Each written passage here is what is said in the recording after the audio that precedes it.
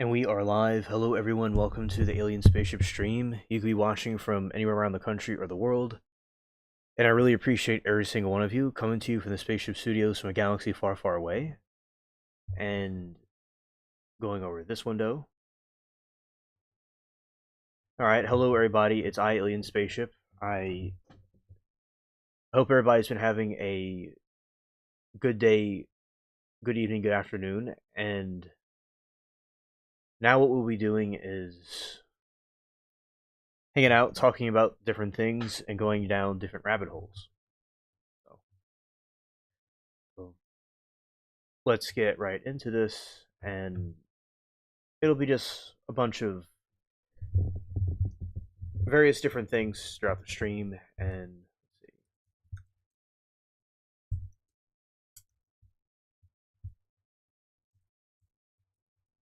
It seems so we are in daylight savings time, and spring is in full swing. Now, a lot of people do not like daylight savings time.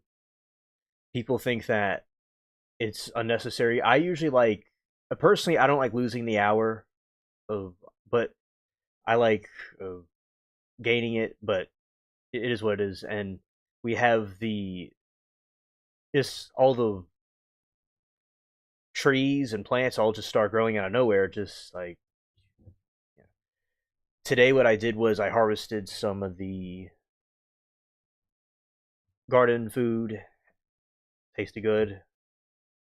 It was nice to have that because I was thinking that would be a nice thing to have and do because I was looking at it, and I planted it kind of like towards the end of winter, and then it came up.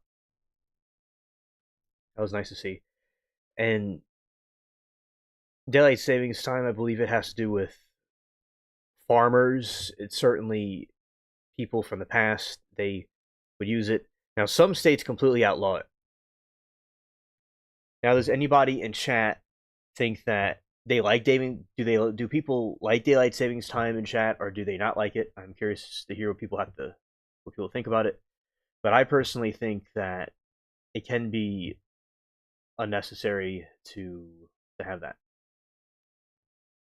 But I'm sure there's people that like it and don't like it. It's certainly doesn't happen every day. It is a change in season. It's a seasonal thing rather than something that happens too consistently.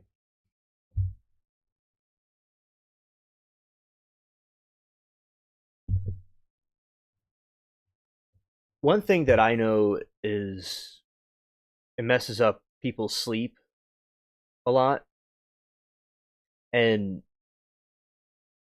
some other people it doesn't mess with people's sleep. Some it does, some it doesn't.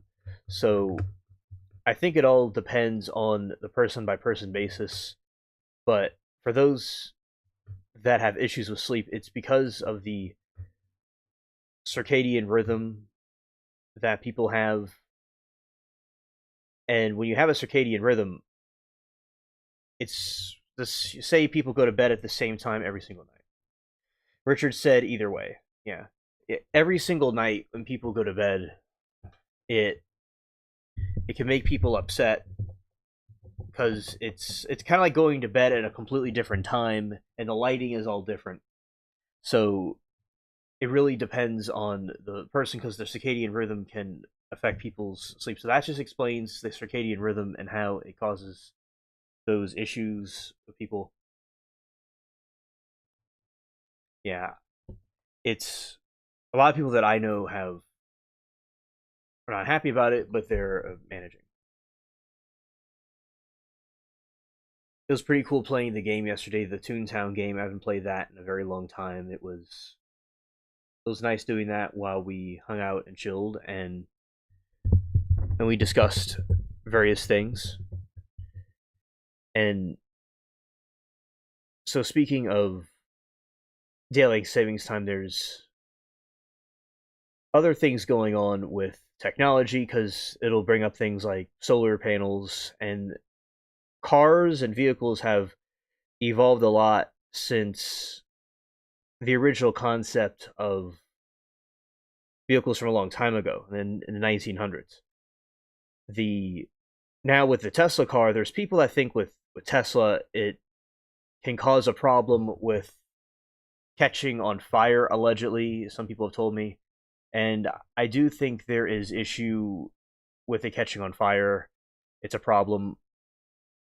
Other people don't like, say, an energy car in a situation where a hurricane is happening or some sort of power outage, something that is not likely to be a good thing. There could be disadvantage in some situations. So hopefully they can improve on things over time, because it's just like AI is new. You could have other things that are new too, which is these electric vehicles. One of the vehicles I'm aware of is the from a long time ago is the Ford Model T, and it was known as a Tin Lizzie. And it was created by Henry Ford and his team at the Ford Motor Company to be an affordable, rugged, and simple car for the great multitude. And it was first produced in 1908 in over in the Avenue plant in Detroit, Michigan.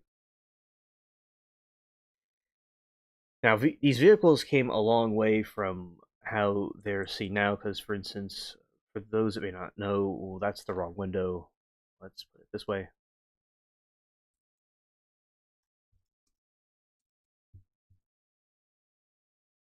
You see them in a lot of old movies and cartoons from a long time ago. Okay, right here, for instance, let's go.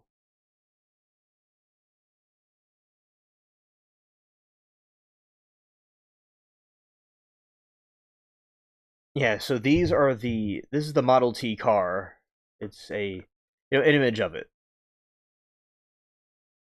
by Ford, and we can see how vehicles have evolved over time since this time period. It looks like it was it was made. I'm not saying it was homemade, but it looks more homemade out of different things than the cars now. That one is one without the hood over it, not the hood, without the top cover. And usually these types of vehicles with the covers on top, it can cause an issue where if something flips over, like a convertible, it's not good to not have the that part of the car there, because it could cause problems to people inside the vehicle. So yeah, that is a version of the Model T. It's really fascinating car, because a lot of times on in chat rooms we talk about different vehicles, and this is where the origins of it happened, I believe. Back in the 1800s, there was these interesting flying machines that people had. Some people alleged them to UFOs, and I do believe there are UFOs at that time consistently. But they had these flying machines people would fly around when they were testing out aviation. There's all kinds of different inventions. So this is what it reminds me of, an earlier version of the cars that we have now today.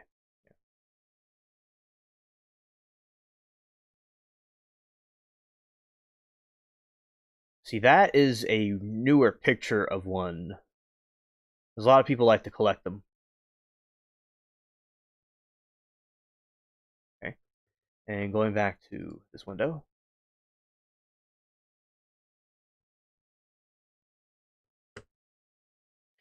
All right, and by the way, the picture behind me is the the alleged planet Serpo. So Serpo is a planet where there are Ebians, and the Ebians were from the Zeta Reticuli constellation, and similar where the Greys are from. They have two suns on the planet Serpo, and there's this exchange program that this is it's a far out theory, but there's a conspiracy theory. There is a alleged space program where they made contact with an Ebian alien. They had one, and these aliens came back to retrieve the alien that was held by the United States. So they sent a group of astronauts to go with these aliens to their planet. That took a couple of years to get to the planet. This is back in the 60s. And some died on the way, others chose to stay behind, and then a few came back here. But a lot of people think it's a made up story, but that's something that happened. And the way the planet was described in detail, I put it into the machine thing, and that's the background is what it produced. So that's allegedly what the that planet looks like with its two suns.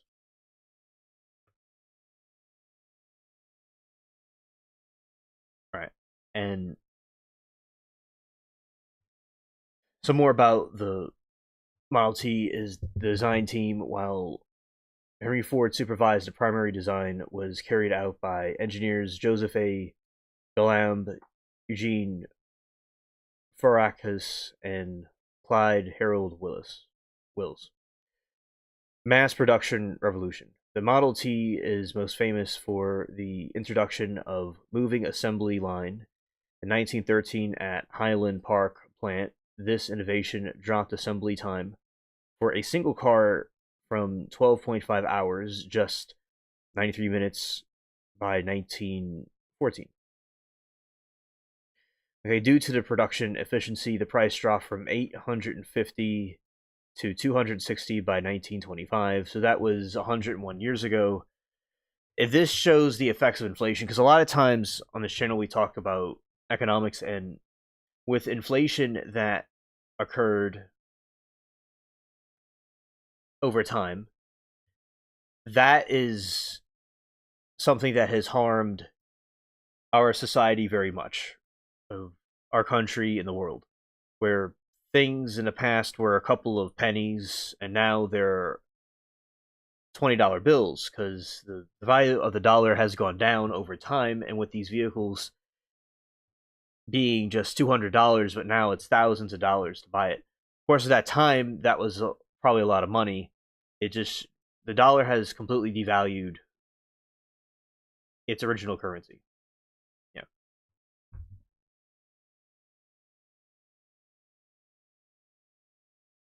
Standardization. To speed up production, Ford famously offered the car for any color so long as it is black between 1914 and 1925, as black paint was cheaper and more durable. I never knew that, because there's a lot of times with cost efficiency in our modern age, there's cost is still a factor that is mitigated in these situations, because for instance, you have people who, a lot of the vehicles are made in China and Asian countries or Mexico. There are they are coming back to America, but there's still lots of issues with cost. And then you have like the example Timu as a joke, a Timu product or a Sheen product, where something is more cheaply made and not made as best as it could be. So even in this time, cost efficiency was a thing. So that's why they made it black.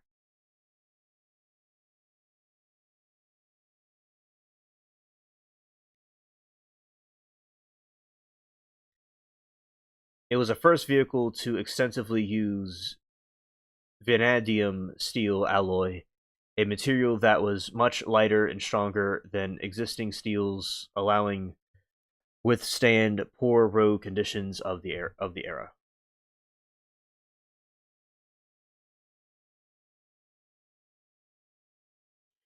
All right, and it remained in production until May 26, 1927, with over 15 million units sold.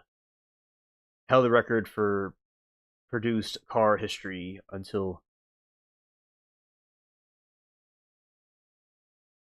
until it passed the Volkswagen Beetle in 1972. Yeah, the Volkswagen Beetle was a very they're still made now, but they're not maybe as popular as they used to be. Yeah, the Volkswagen Beetle was a very famous car.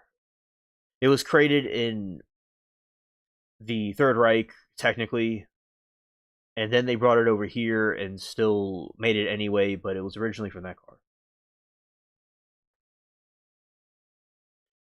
All right, and Richard said, "My dad gave me a one in 1959, and they have 3-foot pedals, accelerator like today, turn signal on the T model, that stickless control for the engine speed." Ah, okay. Yeah, that is. I remember you telling me that before, and I'm glad to refresh your memory about that. It was the different gears. I'm sure were very interesting and advanced for the time when it originally came out. Now we have all these different computers in the cars. It's kind of hard to fathom, but yeah, it's almost like a steam engine, like a ship or a train engine, because they have those levers and stuff inside those things. So you're able to put that in a smaller vehicle. That had to be really big for uh, the past. So it definitely would take some memorization to pull the right levers and different things like that.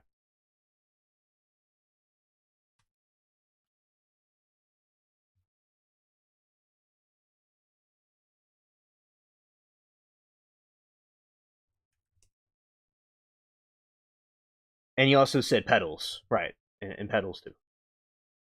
All right. Let's see. This says the three pedal floor layout is entirely different from modern vehicles. Most notably, there is no gas pedal on the floor. The throttle is controlled by a hand lever on the steering column. Yeah, it reminds me of the Polar Express, like a train.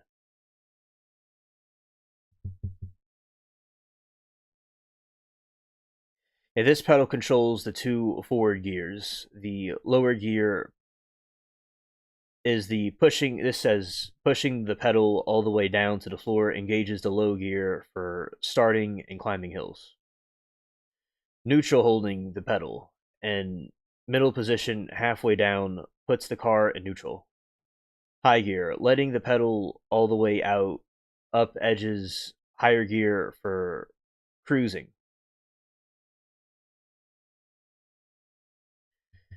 Right, middle pedal reverse. Pushing this pedal engages the reverse gear.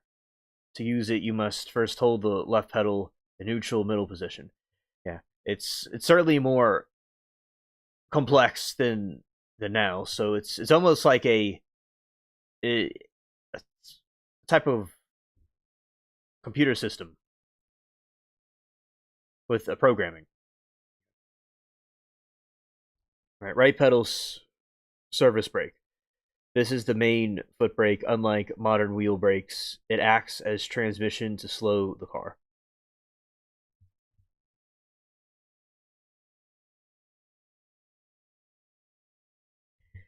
Hand controls interactivity. Hand throttle. Engine speed is adjusted using a lever on the right side of the steering column. Handbrake lever located in the driver's left. This lever acts as parking brake and also controls the transmission in neutral state. Pullback sets the parking brake, forces the left pedal into the neutral position. Push forward. The disengages the parking brake, allowing the left pedal to be fully released on the higher gear.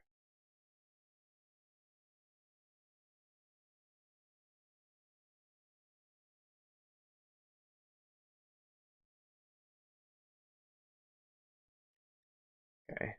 And let's see. This might be a video.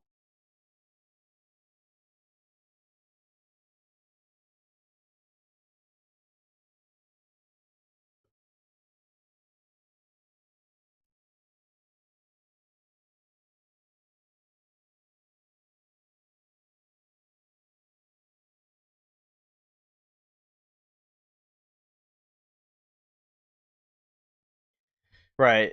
See, this window. This is a video reaction to somebody. Okay, this is the. We have to go this way and post it like this. So,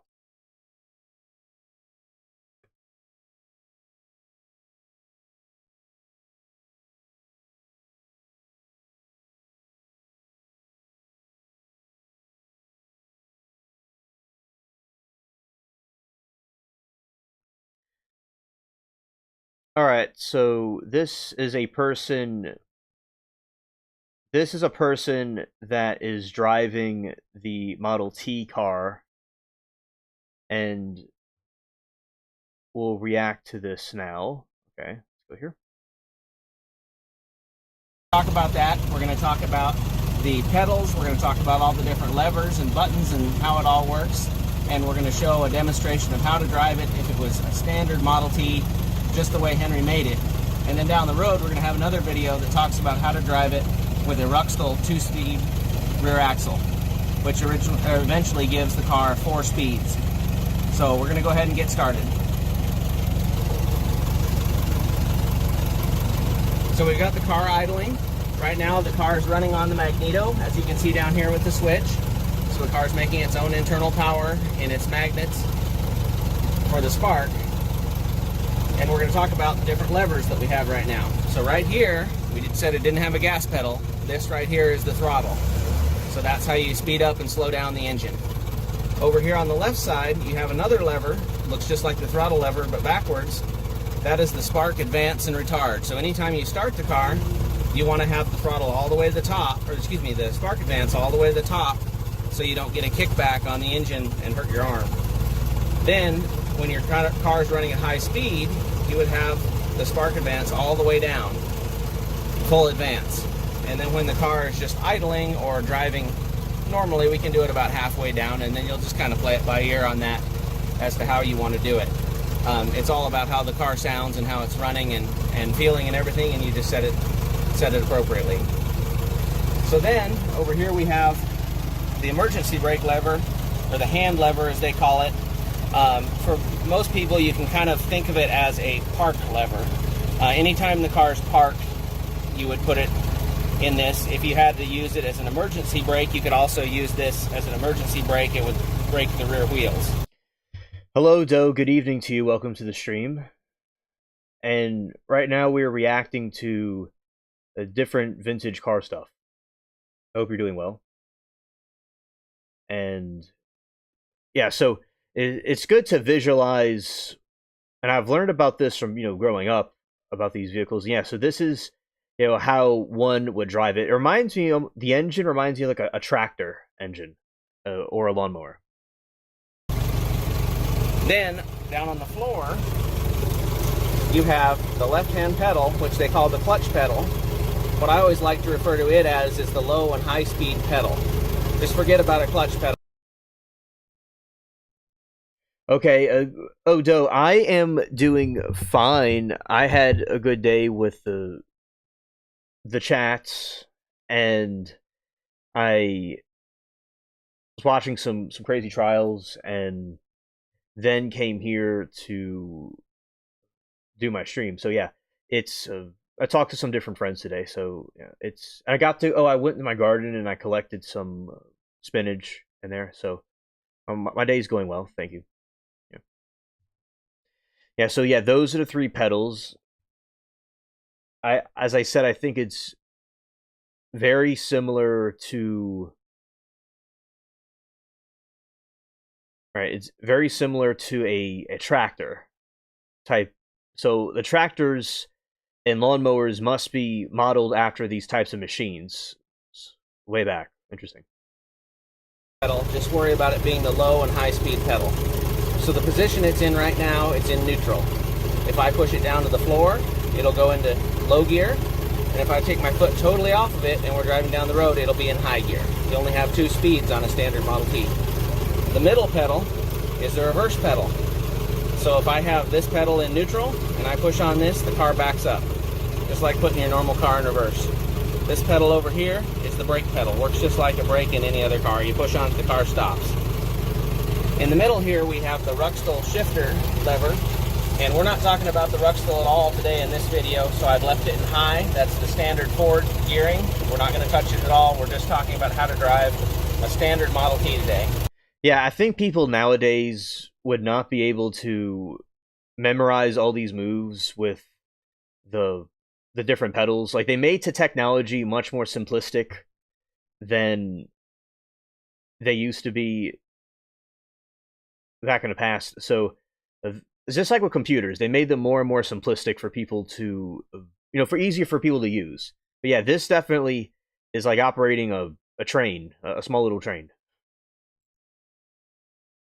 And over here, This little knob, that's your mixture adjustment for the carburetor to richen or lean out the mixture. So we're going to go ahead and get started. So right now I have this hand lever. I'm going to put my foot on the left-hand pedal, the high and low speed pedal, and I'm going to hold it right in the middle position that it's in. And I'm going to put the hand lever all the way forward. So now the car is in neutral, the parking brake is released, and we're just sitting here idling, just like you'd be sitting at a stoplight. We're going to go ahead and start going forward. So I'm going to give it a little bit of throttle, and at the same time I'm going to give it the low pedal, and we're going to start moving. Once we get out of the driveway here, we'll go ahead. Yeah, and Doe said they would be backing up accidentally. Exactly. People these days be backing up. Okay, let's see what's going on here. Are we live or are we not? Oh, we're still live. Okay, good. Anyway. Yeah, so people would be backing up accidentally. I do agree with that. Okay, oh wait, she said... Okay, I didn't even notice that you said baking because I was looking at the chat really quick. So, okay, they would be baking up accidentally. That could be a good comeback for something. They're going to say, hey, those people keep baking up over there. It's like they're baking up gossip. Or that could be used for something. Yeah, but anyway, they're backing up by accident, or they would blow themselves up. So, yeah, definitely like running a big giant system over a other kind of device. Indeed, yeah. And make some stops, and you can kind of see what that looks like.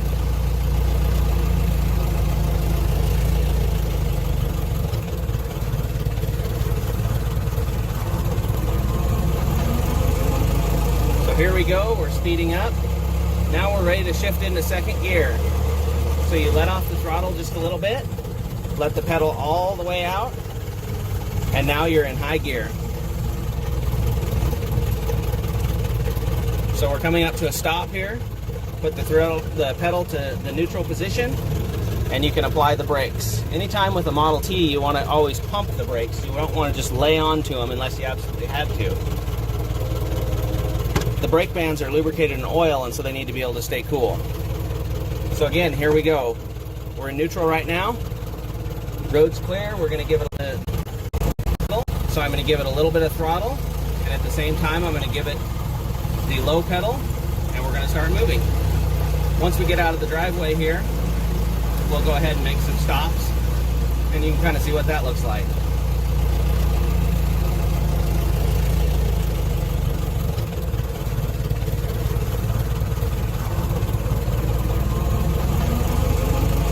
So here we go, we're speeding up. Now we're ready to shift into second gear.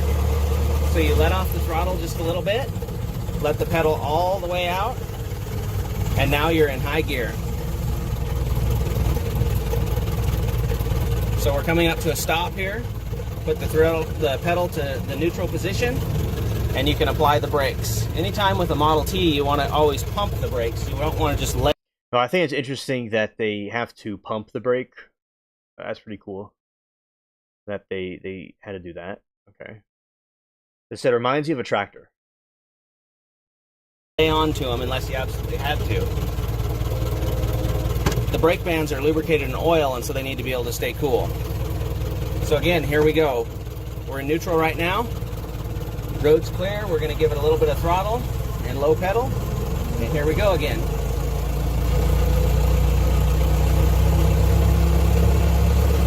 As soon as we get around this corner, we'll put it into high.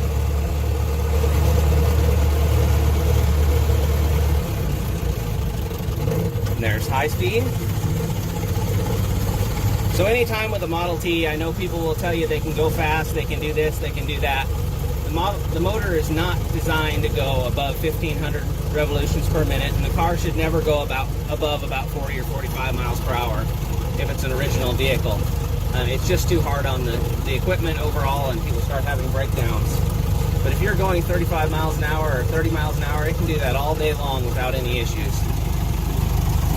So right now we're just cruising along, we're in high. We're probably going about 20 miles an hour right now. It rides pretty smoothly. It seems like it goes smoothly along, and it's all built in equilibrium to each other. Pretty cool.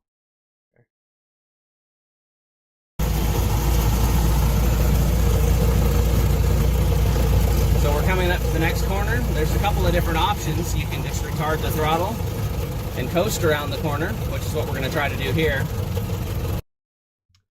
Mermaid, tell me how everything went today. I'm curious to know, and hope that you're doing well. Thank you for being here. If you had to apply the brakes, you could apply a little bit of brake, go around the corner, and then you can give it a little bit of throttle out of the corner to speed back up again, no problem. So we'll go ahead and do another stop here. Put in the pedal, the low and high speed pedal, and apply the brake.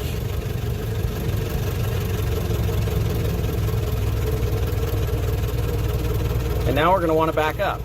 So you've got the pedal in neutral on the left, give it a little bit of throttle, and just go ahead and press the reverse pedal. And there it goes backwards. To stop, same thing with the brake. And then again, low pedal to get going again. And here we go. So hope everybody enjoyed the video. Hope everybody... Right, Millo Farms did this. Great channel. Okay.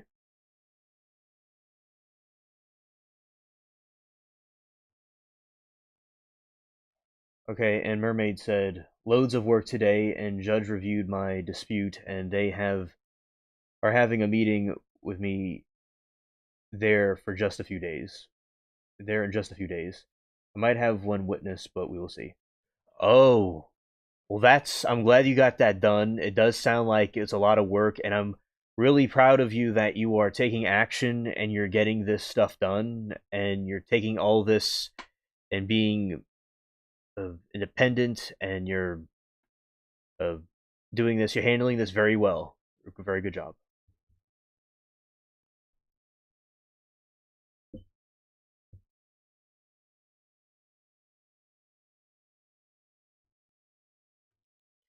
Okay, and let's see some more of this. Welcome to my channel. My name's Jared. In this video, we're going to go over how to drive the Model T. Now keep in mind, called the clutch. It's not really a clutch, it's more like a gear shift. This one is reverse, and this one is your brake. Okay, so yeah, this is a newer Model T than the other one we just saw. Yeah, it's and those are 3 pedals. It's remember my grandpa would tell me when I was little about this and how it was these 3 different pedals. I'm thinking like it's a whole lot of contraptions in there. So yeah, that's what it looks like. Yeah. Almost looks like horseshoes. Okay, and yeah, it was good. I'm glad there's going to be eating, and Dad won't be there. So yeah, they told me. So that is interesting. Okay, well, I'm glad that he won't be there because that's going to be a lot of emotional drama with him. He seems like he lacks emotional regulation, and so how are you feeling about it, Mermaid? Do you feel that it went well in the sense that it was be done fairly? Because that is always important to because it can be a nerving thing to know like what is going on, and like how they handle it. So, and if everything is going well with it, I'm glad they were fair to you back. That's good.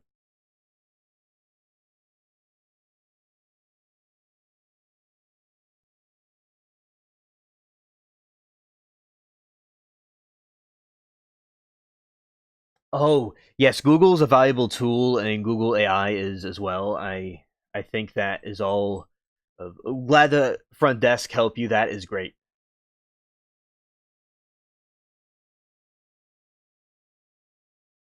Okay, good. Okay, yeah, in a couple of days it should be passing over, and I'm sure it's a high stakes, very high stakes and high anxiety driven situation.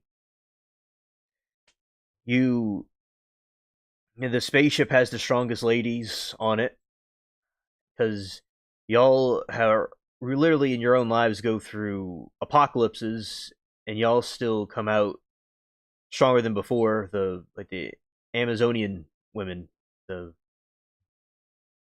that's really good that y'all do that, because as we know, a lot of people go through different things, and and people go through the other side and make it out. That's always good. Yeah, the court stuff can take all day with the so you did you have to I'm curious, did you have to talk to a board, or did you have papers you handed in? That's what I'm thinking. Like, you were handing in papers, or did you have to talk to a board, like like a hearing? Because sometimes they'll have papers for you to fill out. So I'm thinking it must be one of those binders, those paper in the binders. That's what I assume. An assumptive question. So the first pedal on the left, the clutch, when this pedal is all the way forward, you're in low gear, and when it's all the way back, you're in high gear. And you only have those two speeds, low and high. This is the parking brake. When it's all the way back, it sets the parking brake, but people also kind of refer to this as a shifter as well, which isn't really true, but the reason they do that is because this lever also controls this pedal. So like I said, all the way forward is low, all the way back is high. In the middle is neutral. And when you pull this lever to put the parking brake on, it also moves this pedal into the neutral position. So we're in neutral now. When you want to take off, you move this to the middle, which this pedal is still in neutral, but it now has the ability to be pushed forward. And when you push it forward, you engage it into low gear. But when you let off, it still comes back into neutral. It doesn't go into high gear. In order to allow that pedal to move all the way back and go into high gear, you have to have the parking brake handle all the way forward. And now when you let off on this pedal, it comes all the way back and it engages high gear. So that's why people think of this as kind of like a gear shifter. So this completely gives off train vibes. Definitely. And it's, as we were talking before, some people might accidentally just go backwards. But really, this pedal is your total gear shifter. That's low, that's high, in the middle is neutral. And this just controls that pedal to a certain extent. So, that's the clutch pedal. Like I said, this middle pedal is reverse, so it would normally be your brake pedal is now reverse. And then this right pedal is your brake. So what would normally be your accelerator pedal is now your brake pedal. But the brake doesn't really work like a brake in a modern car either, just like the clutch doesn't work like. Okay, chat. This, and shout out to the YouTuber Jarrett Height, who did this review. Yeah, it looks like a steamship captain's, like where the well, of course it's on a much smaller scale. The steamboats where they had a giant, humongous wheel. Okay, it's huge. It's like the size of a room on the steamboats. It's much bigger than like Titanic's wheel. And that's what that reminds me of, like a ship or some sort of ship or a boat. Definitely. I guess it was the time period it came up in, and that's what they had to base off of it. But yeah, just as I said, it's like somebody could just make something like this in their garage. That's what it seems like. And now, as time went on, the vehicles are much more technologically different than they used to be. And Doe says to Mermaid, "Hey there," to Mermaid. Doe says that to Mermaid. Facts. Like a clutch in a modern car. So the brake is a transmission brake only. The parking brake does run some brake shoes on the rear wheels for the parking brake, but there are no brakes on any of the wheels that are activated by this pedal. So none of the wheels help stop the car. The transmission alone stops the car. And the way that all of these pedals work, if you saw the build video when I was assembling the engine, you would have seen the metal bands that go inside the transmission. And these metal bands have a fabric around the inside of them. It was cotton originally, and then the aftermarket ones are Kevlar. But basically, you have a piece of cotton or Kevlar inside of a metal ring, and that metal band, that ring, clamps down on a spinning drum, and that's what engages. It's a planetary gear system. That's what. Yeah, and Richard, my grandpa, he had one of these in the 50s. His dad gave it to him because his dad was really into collecting these types of vehicles. Yeah. Engages reverse or forward or brake. So your brake is just a oil-soaked piece of cloth being tightened down onto a smooth metal drum. I mean, there's not a lot of braking. So you can't use your brakes like you would in a modern car. Like, for instance, I'm in a very, very hilly area. Where I live, it's all hills. I would have to drive a couple miles to find a flat road. So I had to learn very quickly how to drive this car up and down hills. And that's quite different than driving it on flat roads. And it's very, very different than driving any other car, for sure. So the brake, you cannot count on the brake at all to slow you down for a long period of time. So you can't use the brake going down a hill. So it's all done by engine braking. So to discuss that, we'll talk about the controls here at the wheel. So this is your throttle, this is your accelerator, and this is your timing. Modern cars adjust timing on their own based on their needs in lots of different ways. But back then, you had to adjust the timing yourself. So all the way up is fully retarded on the timing, and all the way down is fully advanced on the timing. And the timing ends up being a very critical part of driving this car on hills. Now on flat roads, I think you'd probably set the timing and pretty much keep it in one spot, and you can just use this to accelerate and you're good. But in hills, like I drive on, you have to use the timing all the time. You have to change it, whether you're going up a hill or down a hill. So, so I mentioned the engine braking. So the way that this was Yeah, so much complexity is inside the wheel and the way that they had to compress everything to, because everything has to be on a tension for it to go backward, forward, or not. It's like when you have something on a spring tension, you're able to hold pressure on it for it to do what you want it to do, and what backwards or forwards. the thing that took me a little while to figure out, and it's like the most important part about driving this car on hills, was the engine braking. Originally, I tried using the foot pedal brake, which, like I said, you can't do. It just won't work. So what you have to do is you have to keep the car in gear all the time. So when you're going downhill, you just slow the engine down as much as possible. So on a very small incline, you could just turn the throttle all the way up, and that would slow the engine down enough, and you could go slowly down the hill. But where I live, the hills are much steeper than that, and that doesn't get you nearly slow enough. You would just accelerate out of control, and you would wreck just by using this alone. So what you also have to do is retard the timing all the way retarded. So then the engine is just barely running. Really, gravity is what's keeping the engine running. The engine probably would barely turn over on its own, but because the car is forcing it forward, it's continuing to keep it running. And so that slows the car down enough, and it actually makes it a very quiet, very smooth experience going downhill. So you'll see when we're driving, that's going to be... Yeah, a lot of these vehicles can sound like what you would call a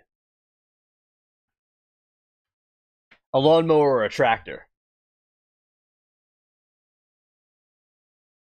A lot of these vehicles can, they'll sound like see, because I like to cut grass and stuff because it's what I did a lot and still do, and a little bit less frequently since the YouTube stuff picked up, a little bit less frequently, but I still do it.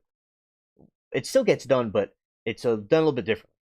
And the Honda, some of you, for those that are interested in this type of machinery stuff, for those that are interested in it, the Honda lawnmower is really good at having safety brakes in it, and you're able to put the throttle forward, and it does what it's supposed to do, and it cuts really well. Some of the other ones have safeties, but they're not as technically advanced, and it may not be the safest or cut as good as other ones. So yeah, I like my opinion, not being sponsored by them, but Honda lawnmowers are great. Now, John Deere is a to me, one of the greatest tractors, like for houses or for like a big farm, is I like the green that it has in it, because the green and the yellow, it kind of goes to the plants. It's a camouflage. And there will be a jackrabbit, there's a turtle, and they'll have these different gears to go from high and low. So anyway, these types of vehicles very similar to a tractor. So what I was saying earlier is that tractors and lawnmowers are based off of this type of technology. So it's a couple of, like 100 years back, but it's been modernized for our modern day. So I wonder what lawnmowers and technology will look like as time goes on, as it catches up to our time. And let's see. But then again, with the energy cars are cool, but sometimes people can burn up in them. They can catch on fire, and the glass inside of the glass is so hard you can't even break out the glass in some of the Teslas I've allegedly. So it's like being kind of trapped in, and you get burned up by the lithium battery.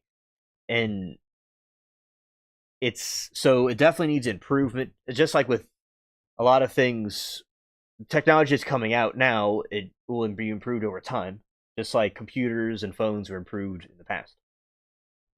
Yeah. The quietest time in the car.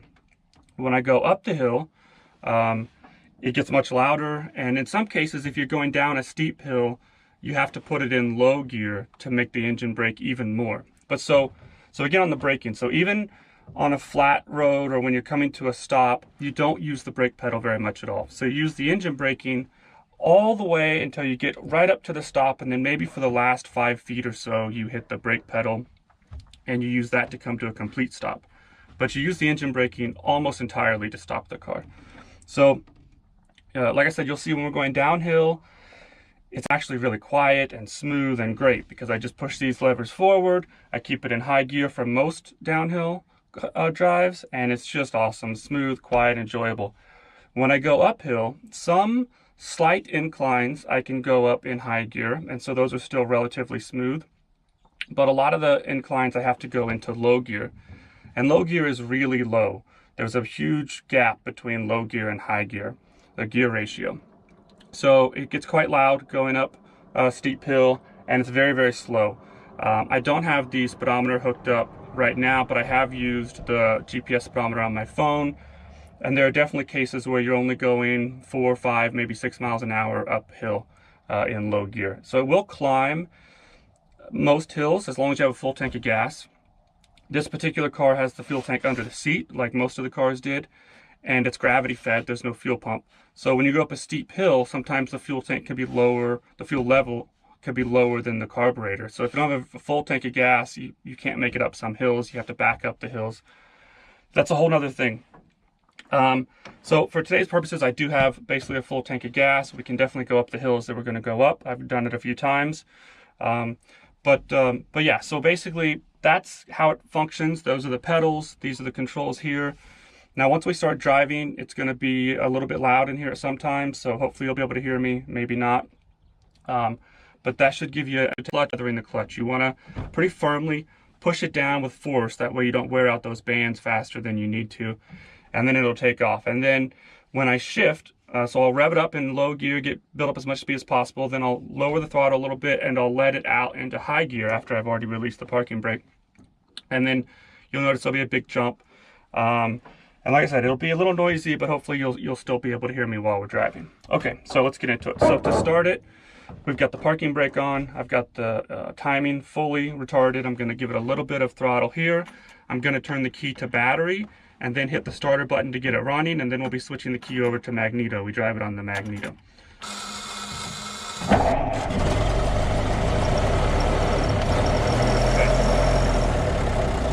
There we are. Now we're on the magneto. I've got the timing set kind of in the middle, and I've got the throttle low, so it's idling. You can hear me relatively well here, but like I said, there'll be times when it gets pretty loud and you won't really be able to hear me very well.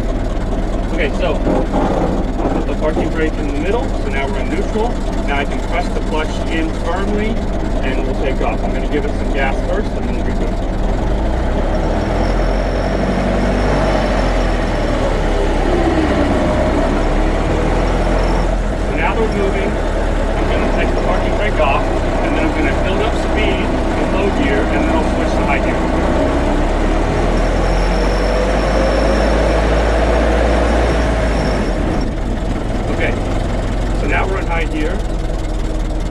already going down a hill. So like I mentioned, this area is lots of hills.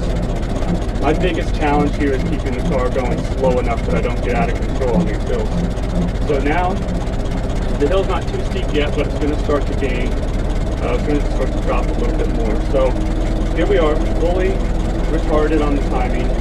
The throttle's all the way forward, as slow as it'll go.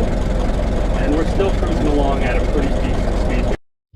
Yeah, because with these vehicles, you see, like, you have to really know what you're doing when you're driving with this type. Because, you know, if you do something wrong, it'll get completely out of whack. We're probably going 20, 25 miles an hour. So we're going at a decent speed, and this is as slow as I can go in high gear. If the only way I can go slower is if I move this down into low gear. And we will have to do that later when we go down some steep hills. But so now the hill has kind of leveled out, the road's leveled out a little bit. So now I'm moving both the timing and the throttle. The timing is kind of first, so I can use the timing lever to pick up a little bit of speed. And then if I want some more speed, I give it a little bit of throttle. Now here we're going. So we're probably still going about the same speed, probably 20, 25 miles an hour. But the controls are at a different location. The throttle's all the way forward, as slow as it'll go. And we're still cruising along at a pretty decent speed here. We're probably going 20, 25 miles an hour. So we're going at a decent speed, and this is as slow as I can go in high gear. If the only way I can go slower is if I move this down into low gear. And we will have to do that later when we go down some steep hills. But so now the hill has kind of leveled out, the road's leveled out a little bit. So now I'm moving both the timing and the throttle. The timing is kind of first, so I can use the timing lever to pick up a little bit of speed. And then if I want some more speed, I give it a little bit of throttle. Now here we're going. So we're probably still going about the same speed, probably 20, 25 miles an hour. But the controls are at a different location now than they were just a few seconds ago. The road is going to get steeper again in just a minute. So again, I will have to change the throttle and the timing. So it's kind of a never-ending thing, at least where I'm driving, because the hills, the roads are so hilly. So we'll go ahead and come on down the hill, and then we'll show you how to stop, and then go up and down a few other hills as well.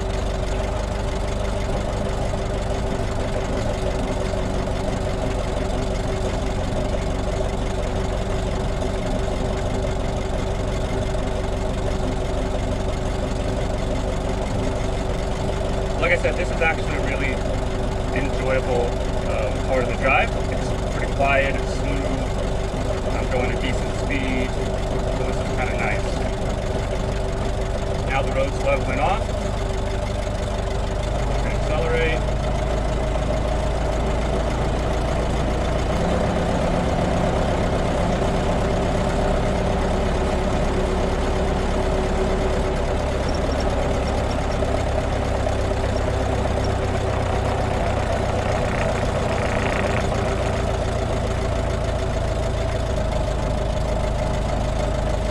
Okay, so now we're coming to a stop. So what I'm going to do, I'm using the engine braking to slow it down in high gear. Now, I'm switching it to low gear to get even slower. And then now at the very end, probably the last 3 feet, I use the brake pedal. So now, what I'm doing, I'm holding the clutch into neutral with my left foot. I use my right foot to lightly stop the car with the brake. So I barely use the brake pedal, just at the very end. Now I'm going to press the clutch, and we're going to go on. And we're actually going down a very steep hill. So now I'm going to keep it in low gear down this hill. And I can actually accelerate it a little bit. And then we're going to make a turn.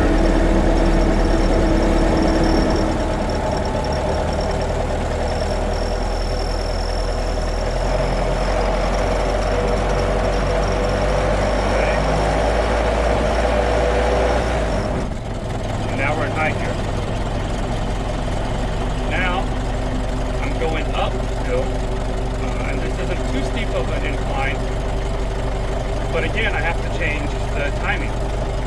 So if I had the timing advanced as much as I would on a flat road, it wouldn't climb as well. So as you hit the throttle, that will also retard the timing a bit to get it up this hill in high gear. And when we get to this next intersection, we're going to make another turn, and we're going to go up a really steep section of the hill. And so for that section, I can only climb it in low gear. And that's what I was talking about, where we'll be going probably 5 miles an hour tops. It's not a very long hill we're going to climb, and then we're going to make a turn, and we're going to go back kind of downhill, and then uphill again, and we'll work our way back to where we started. But okay, so here we go. Coming into a stop. So I use the engine braking, go down into the low gear, slow it down even more, put it in neutral, and hit the brake just barely. So the last few feet there, I stopped with the brake, but that was it. Now, we got to climb this hill in low gear. So here we go.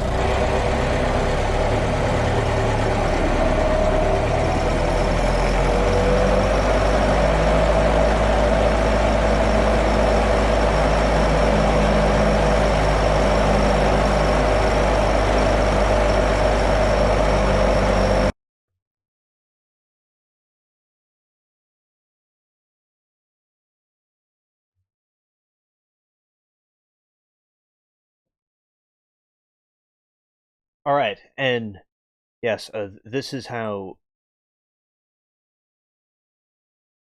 you gotta drink water. You're dehydrated. Yeah, you definitely need to drink as much water as possible. That's very important to do. We don't want the mermaid needs more water than us, or aliens, or the Earthlings. Yeah, that's definitely something you need. Yeah, so this is how. Anyway, this was the way a Model T vehicle drives. All right, and I reacted to it. So there you go. Oh, that's good. That's good. And shout out to the spaceship cats right here.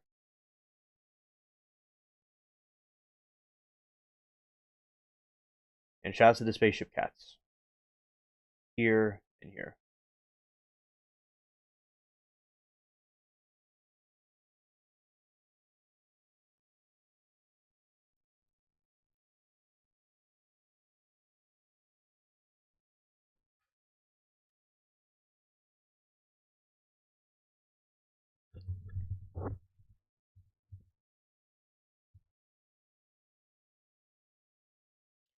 Okay, and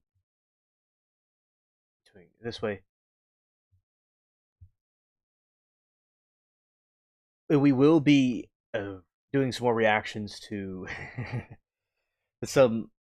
One thing I've been looking into is the police body cams. I think those are interesting to react to also, that we'll be doing. And I am going to list some rabbit holes, some alien rabbit holes for y'all really quick that I thought were quite interesting. Let's see. First of all, some cryptids for everybody, because we are talking about the rabbit hole of different information. So while there's cryptids like Bigfoot and Loch Ness dominate pop culture, many others remain in specific regions and obscure folklore. Anybody in chat, have y'all ever seen a strange cryptid or something supernatural you couldn't really describe what it was? It's possible it could have been a cryptid.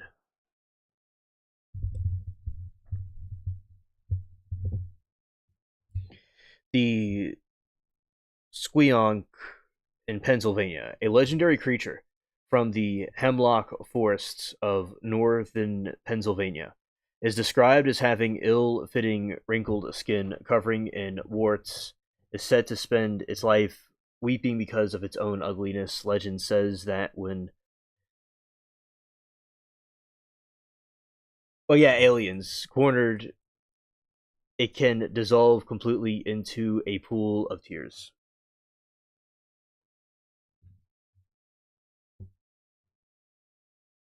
Oh, you've heard stories of aliens. Were they aliens? Were they people you know that had stories of aliens? Because a lot of times people had their own abduction stories, and other times uh, we know about interviews, different interviews also from people. Okay, and there's Fresno Night Crawlers, California. Let's see. Mermaid said, "I've heard horrifying story. I believe now was a demon where my ex used to be visited each night by Bigfoot, and it was a tall, black or furry. Only he would wait for it by the door every night, and he said he liked it." Well, Mermaid, yeah, that is the Sasquatch, the Bigfoot type creature. Is usually known as interdimensional, so it can visit people according to conspiracy theories. So it can be interdimensional and do stuff like that. It may have also been a evil version of it, the Skinwalker. But all these beings that we hear about are interdimensional fallen entities that are trying to corrupt humankind, and people let it in a lot of times. People let these demons in their lives. It's not something as simple as it comes and people have to invite it.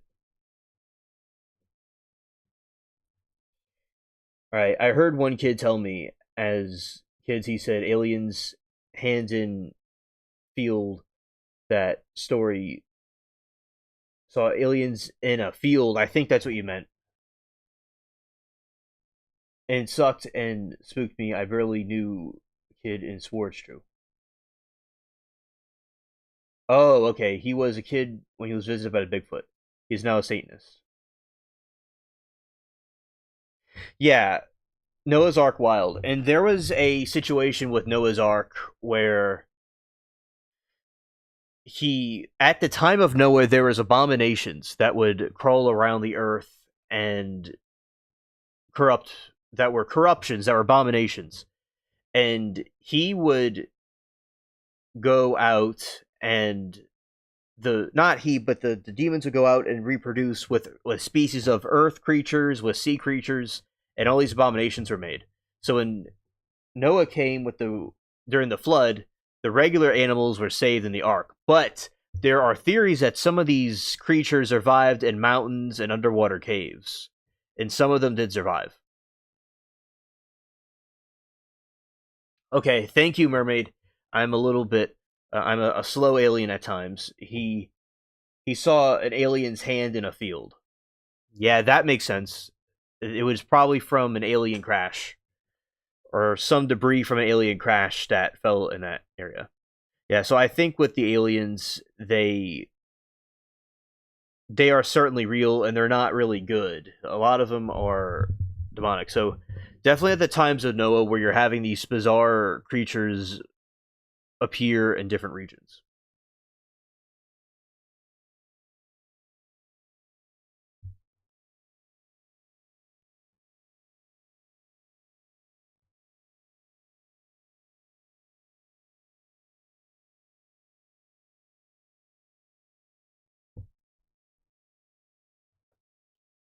Fresno crawlers, California. First reported in 2007, these bizarre entities resemble a pair of white, spindly legs with no visible torso. They are often described as walking with slow, stilted gait and have been captured on grainy security footage.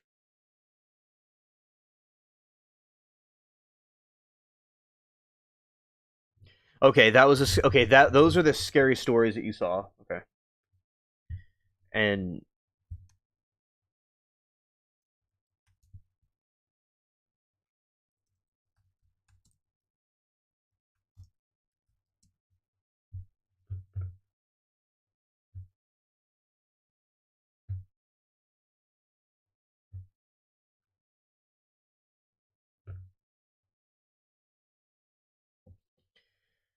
all right, alien crash stories are a central pillar of modern mythology, typically following a pattern of a witnessed mid-air anomaly, a recovery of exotic debris by military, and subsequent official cover-up.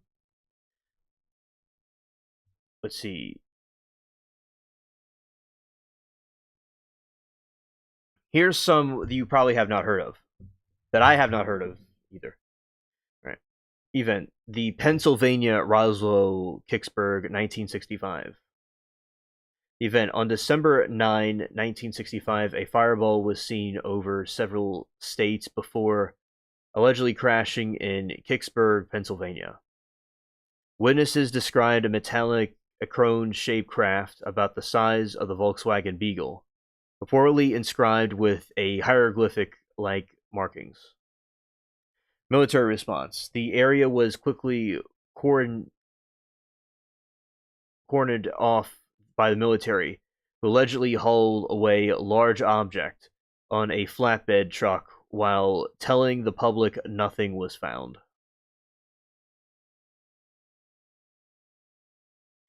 There's definitely a lot of cover up going on with these different alien sightings.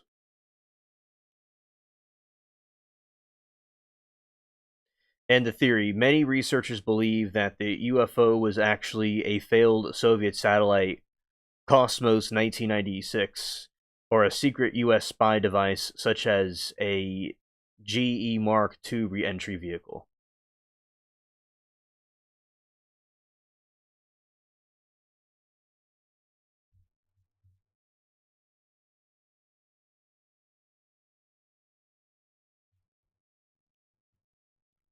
Underwater crash in Shang Harbor, 1967. Now, something that I want you to understand is that there are UFO sightings from underwater, so there's orbs and these things that came out the ocean and go into the sky with going at speeds that we can't even fathom. So there's either some like an Atlantean people or some civilization we're not aware of that's very advanced, or there's a society of sort of terrestrial beings that are just appearing out of nowhere. Now, I do think that a lot of these beings are interdimensional. I do think that there are things from other planet, but I do think also, my opinion, that there's interdimensional beings coming from this land to that land. So a Bigfoot type creature or a demonic thing is yeah, because those demons will take over people and uh, control them like puppet strings.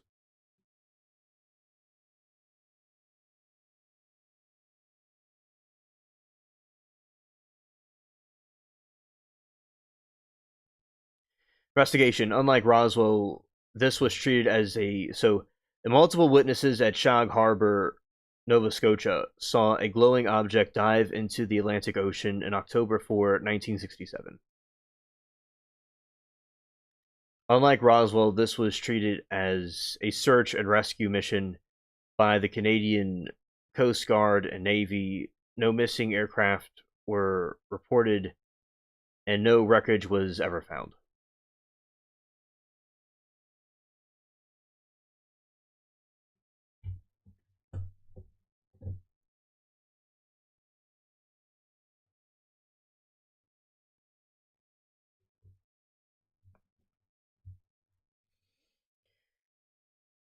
Drivers reported a yellow luminous foam in the water. Some theories suggest the craft traveled underwater for 25 miles in the submarine detection before disappearing. Yeah, this something I have never heard of, and that raises questions because there are experiments that happen where people will do experiment the governments do experimental aircraft sightings, but this situation is solely the objects and all are from the materials, and the way they're trying to hush everything down is from raises questions about the actual origins of these things. But well, not like a boomerang, but you could crumple it up and then it goes back to its original shape. Interesting.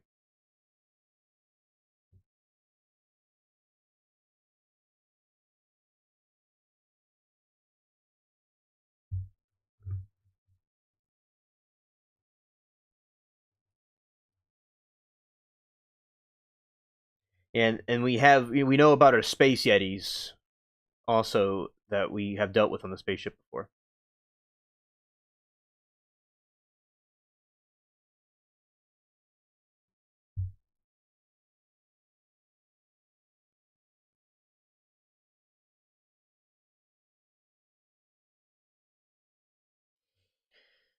Modern theories recent highlighted by whistleblowers like David Grush suggest that the government possesses the craft and secret facilities like Hangar 18 study their propulsions.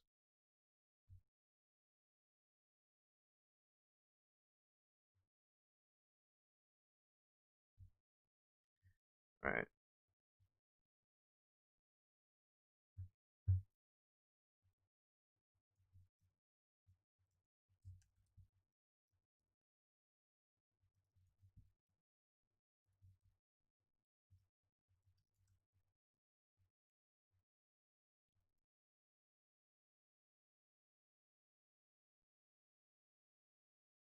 Yeah, there's something called sleep paralysis. There's abductions that happen that we know of, but there's also the sleep paralysis can also be a thing too.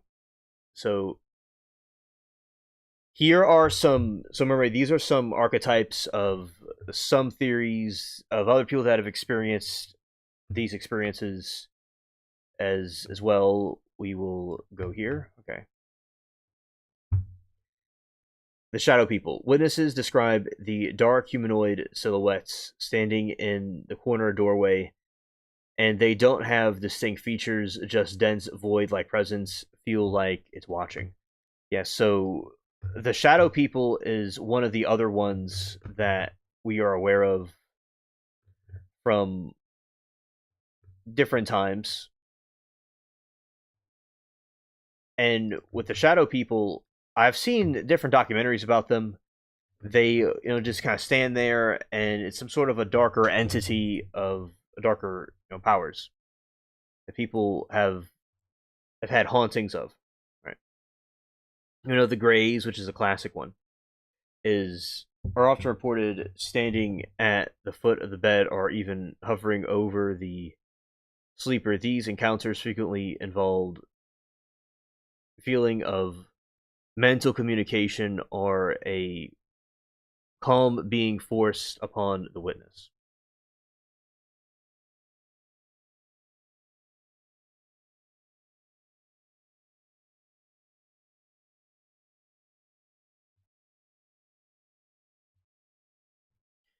The hooded figures. Some reports describe beings wearing dark cloaks, robes, often associated with a leader figure who oversees the abduction process. Yeah, and we know about from the occult stuff that we talk about where there are these types of cloaked dark figures that will appear and cause it's like the Illuminati, etc., stuff like that. That will be interesting to see a link between that and this.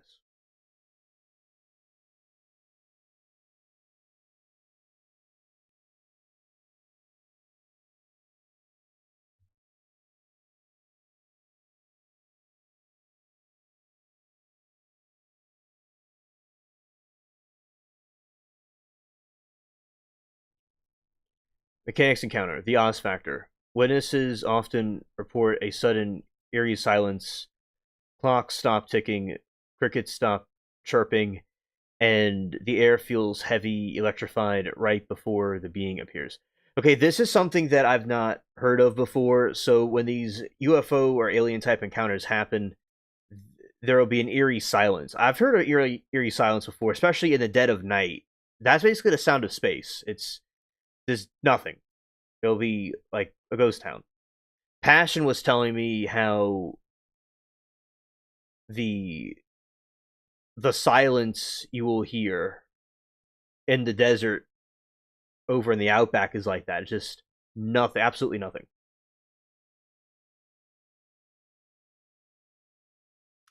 That reminds you of a vampire type story where you would probably hear absolutely nothing. Beam of light. A common trope is a bright bluish white light flooding the room, often passing through solid walls or curtains, signaling the arrival of the entities. Physical paralysis. The most consistent detail of inability to move or scream. Scared. Witnesses claim they are pinned to the bed when beings move around them.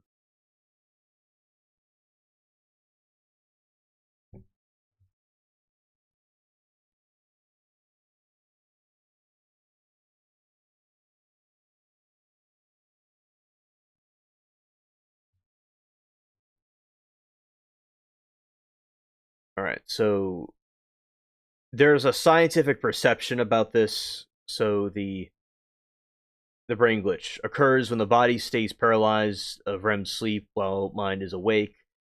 And there is, of course, a scientific attribute to it, but I do think that the spiritual stuff and the scientific stuff is linked, contrary to what most people think.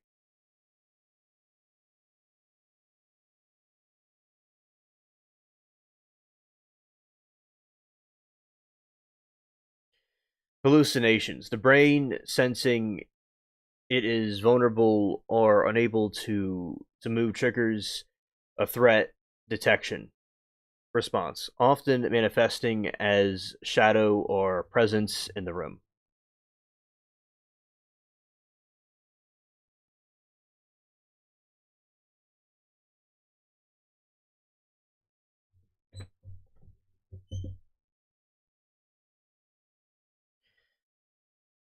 The old hag. Before modern UFO lore, people interpreted these sensations as demons or old hags sitting on their chests.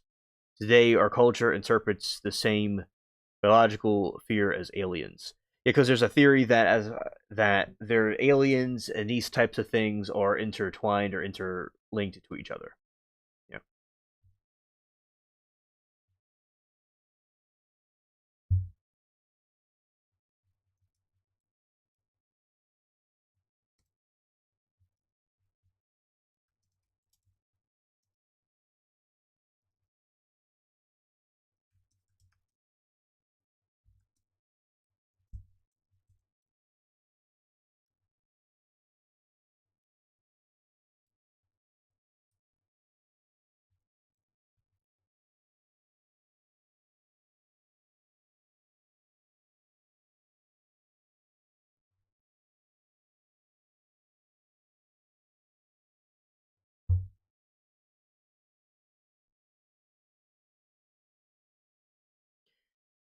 All right, so this is one of the conspiracy about Project Blue Book. Modern bedroom visitor sightings are often the latest cultural skin for psychological experience that has been documented for a millennia.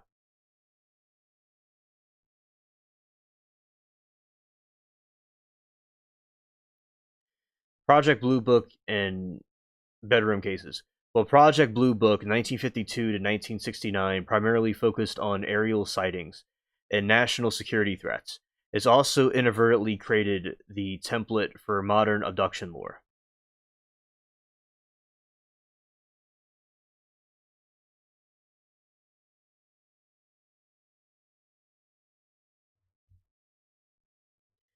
All right, the paradigm shift in 1961.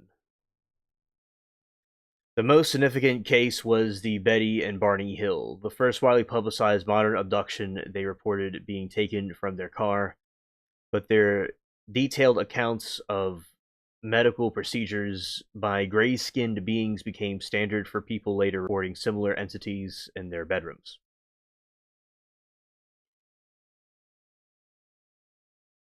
The project's scientific consultant initially dismissed such claims as misidentifications. Hallucinations are psychopathological events. Whatever that, I don't even know what that means, but that's a fancy word. However, all cases like the Hills emerged.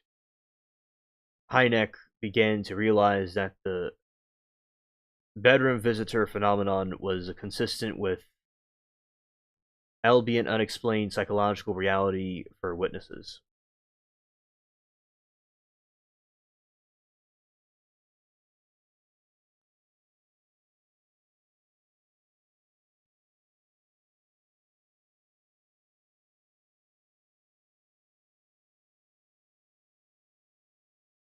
Final conclusion.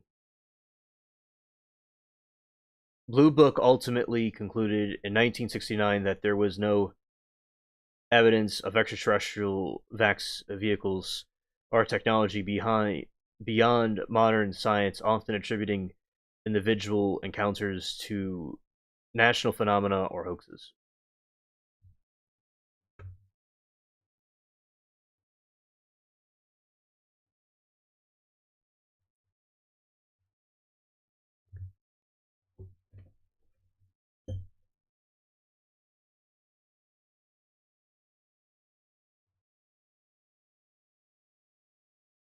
All right, historic folklore and the old hag and night demons.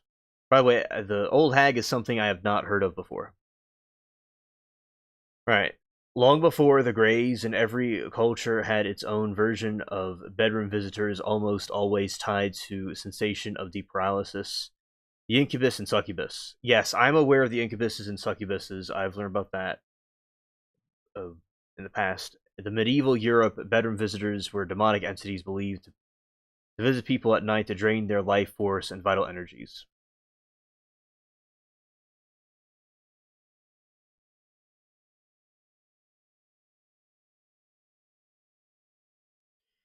The Old Hag, Newfoundland.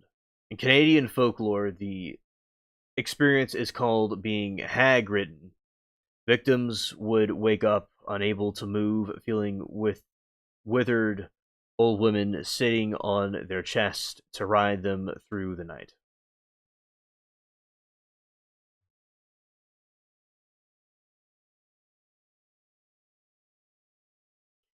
All right, the Bari, Japan. Translating to bound in metal, this Japanese folklore attributes paralysis to a vengeful spirit or monk spell pinning the victims to the floor.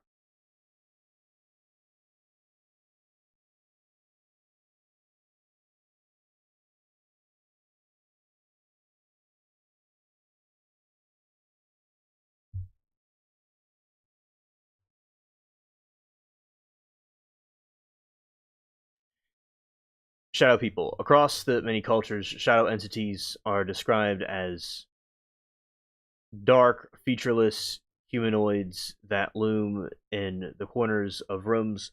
Some modern theorists suggest that they are interdimensional beings bleeding into our world, but historically they were seen as precursors to death and bad luck. In our modern times, we certainly see things as differently because although there's no proof basis for a lot of these entities that we see and talk about, we now believe that they were part of something interdimensional over something different than what people thought originally. Because a lot of times people would think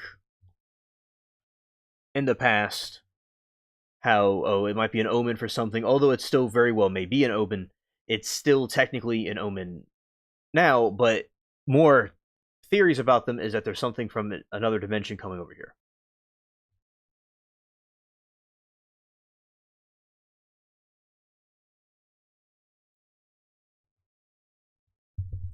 Let's go this way.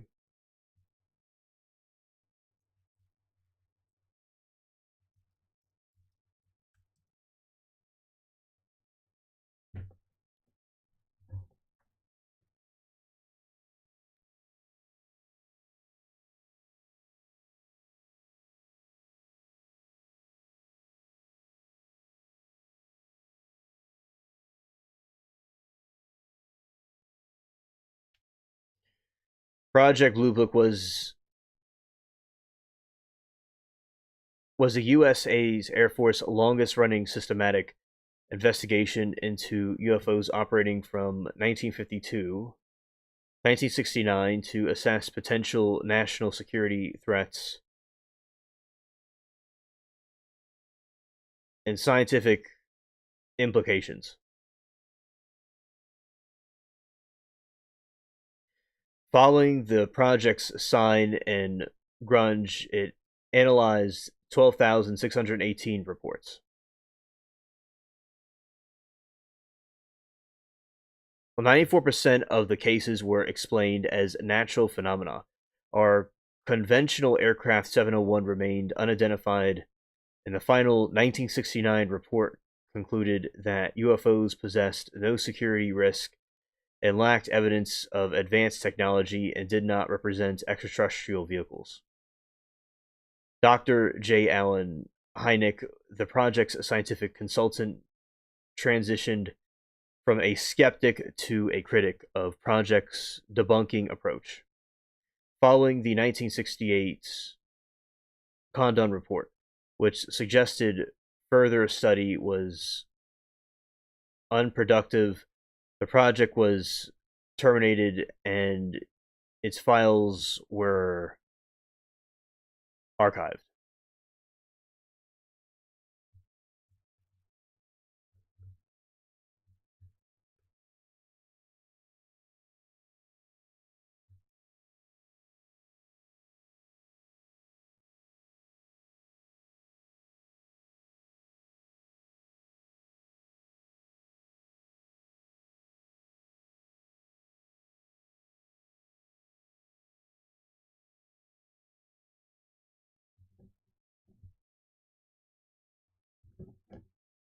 Okay, let's see.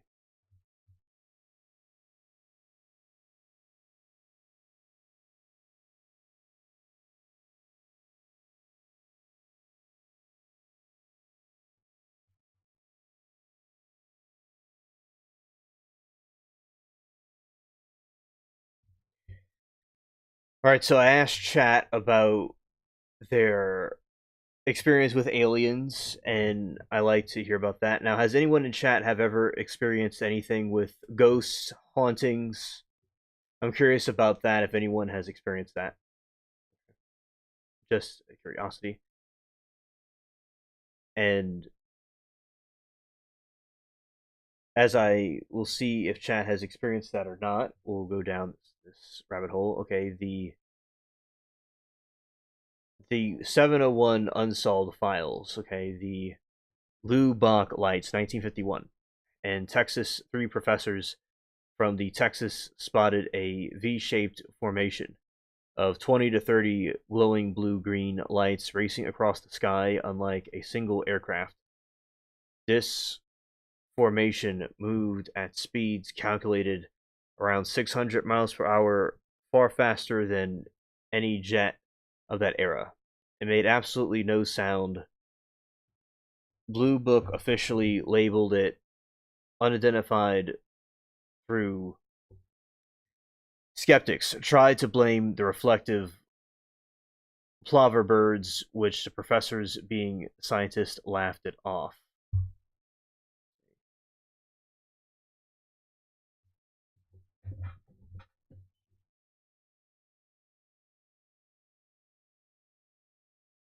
All right, Leveland case, 1957. This is the ultimate engine failure story over a single night in Texas. Multiple motorists reported a 200-foot long glowing egg sitting on the hovering over the road. Every time a car got close, its engine died and the headlights went out. Once the object took off, the car was mysteriously restarted. Blue Book tried to blame the ball light, but the sheer number of independent witnesses made that explanation fall flat. All right, the police officer Loni Zamora chased a speeding car into the desert only to find a white egg-shaped craft. Now, there are some of the UFOs are described as being egg-shaped, and he saw two small figures in white coveralls near it before the craft roared, emitted a blue flame, and blasted off. Investigators found physical landing gear, indentations, and charred greasewood bushes. Dr. Jackal Allen Hynek considered this his most puzzling case because Zamora was highly credible, no nonsense witness.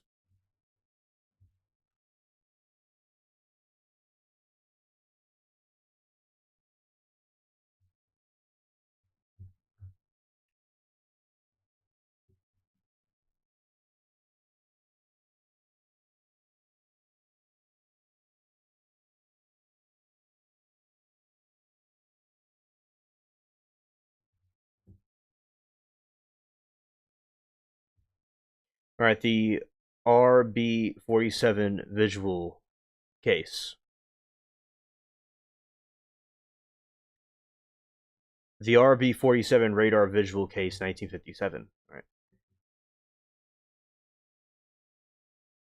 An Air Force B-47 bomber was followed for over 700 miles across several states by an object that was visible to the crew.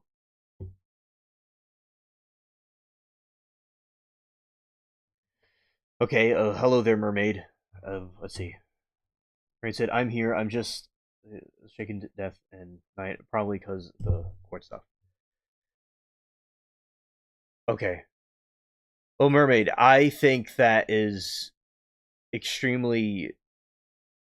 It's a really stressful situation you're in. I can't even begin to imagine what you feel. It's. I'm sure it's shaking you to the core, but I will say you are handling yourself very well. In spite of that, from what I can see, and that is good that you're keeping your composure. It's all going to be all right. It's a it's some spooky stuff. It's definitely edgy.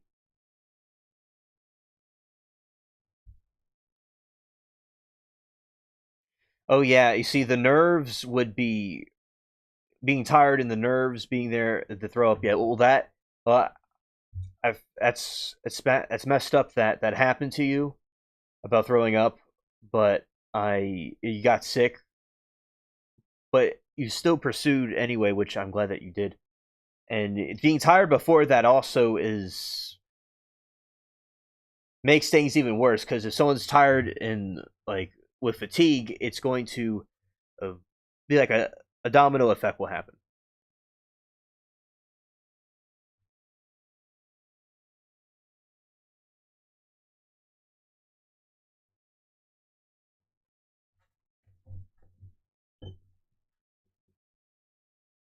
Oh, glad you're relaxing for now. Yeah, so and that's really cool that you're doing all the paperwork and all of this. You're you're a mermaid attorney. You can make another channel called Mermaid Attorney and talk about law stuff. It happened to before the I get freaked out. Yeah, Mary Toodles also gets nervous like that when different things happen. Yeah. It's normal. It sucks, but it's normal.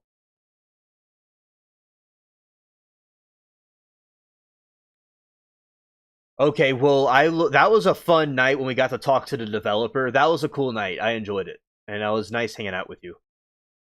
And trial chat today was going good, uh, but I didn't see all my peeps there. But it was I saw I saw Erin over there, and that was nice to see her. And I made some new friends over there that just like new people, and but yeah, it was cool seeing the trial. But when you don't have like your all your peeps there, it can be you'll notice that they're not there. So shout out to the alien peeps.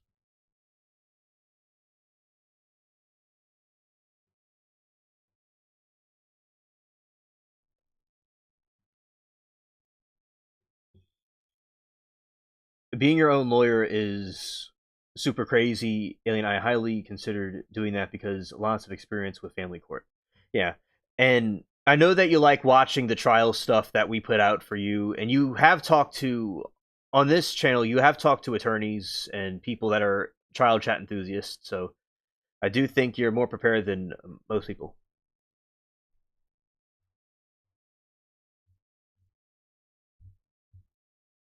Yeah, and it was fun that we all do that again. Yeah.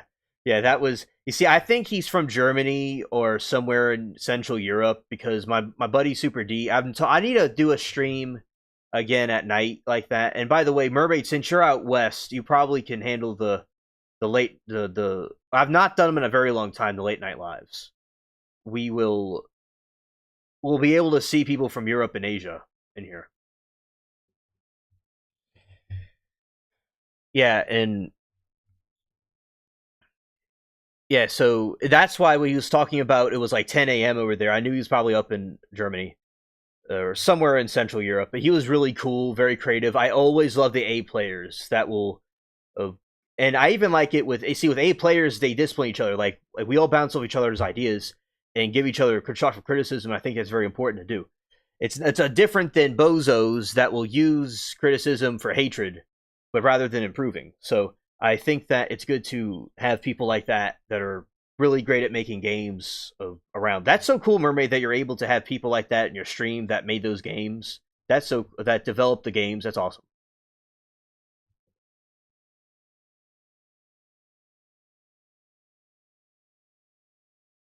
That is expensive. Wow. Yeah, definitely. Your schedule aligns at midnight. Yeah, I'm a night owl myself, and I stayed up later and later, especially when I was around different streaming groups. And when I go through messed up things, I it gives me a lot of energy, and I use it for streaming and doing these type of things, and have laser focus over other types of things. So when I go through a lot of stuff, I is focusing on these streams.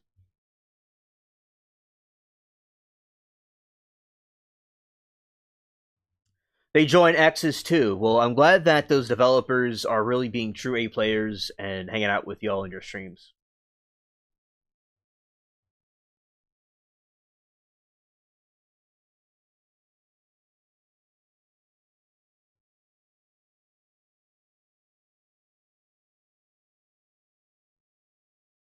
Oh, he gave 3 games for free. Well, that is really good. That is good of courtesy right there. I like that. So yeah, Mermaid, which one do you like the most? Like out of the different ones, I'm not developer wise, but the game wise. The like which types of there's liminal space and I believe the other one is pools too, because I like all of them pretty much, but I love like the because each game could look like a totally different game because it almost like the type of game doesn't matter. It can become irrelevant because you have different types of lighting. I love the dark pools with the neon lighting. I always thought that was awesome. So I like the different things that characters can put in there. The different characters, I mean, the different developers put like last time the other Duke put in dice, and it had some lurking ducks, and so I think those are really cool to see what they can put in there. Yeah, very lucky. And the thing about those games that you play, it's very psychological because people that are psychological there's no enemy in there. There's no villain to fight, but you hear a yell or a scream, and it's only you're just fighting your own subconscious, your own mind. You're yeah, it's you and yourself you have to overcome.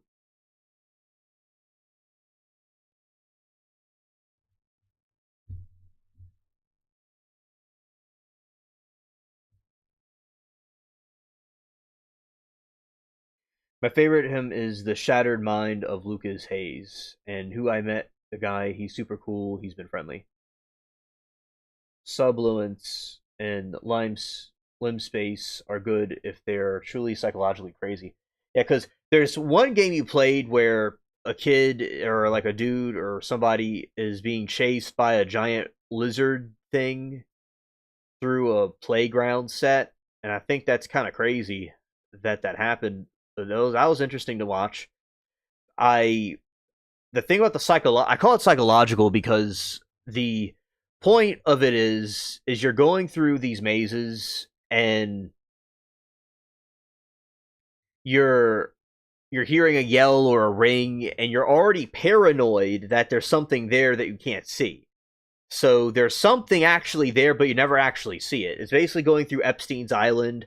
Oh, I like the ones that we're looking at where it was Epstein's Island, basically, or underground of and like one of Epstein's caves. That was of those were scared. Those scared. Yeah, and I thought those concepts were really cool to see. right there.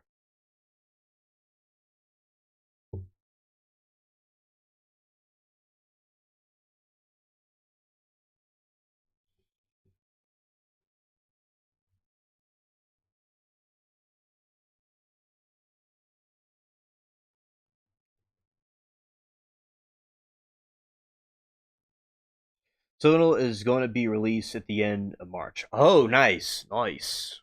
Okay.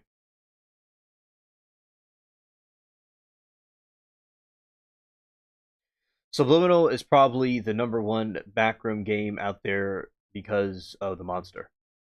Oh, okay. Hello, Moki. Good evening to you. Welcome to the Alien Spaceship stream. And I hope that you're doing well. If you have any, did you do any new quests today? Uh, did anything like that happen? I'm curious to know. And thank you for joining us as we hang out in Serpo. All right. Oh yeah, this the monster. So I think the monster is a cool concept. Although I do like the psychological ones, I like the concept of being chased by something,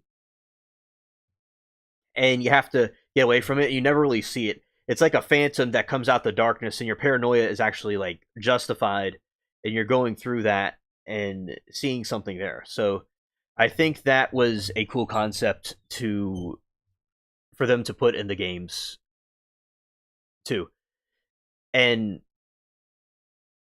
there is one that you played where it's going underwater. It's like there's this beast underwater that's kind of swimming around like a Timu, swimming all over the place. And then you have to go and figure out where it is. And well, we have to like try to not figure out where it is. You have to try not fall into the water and avoid it.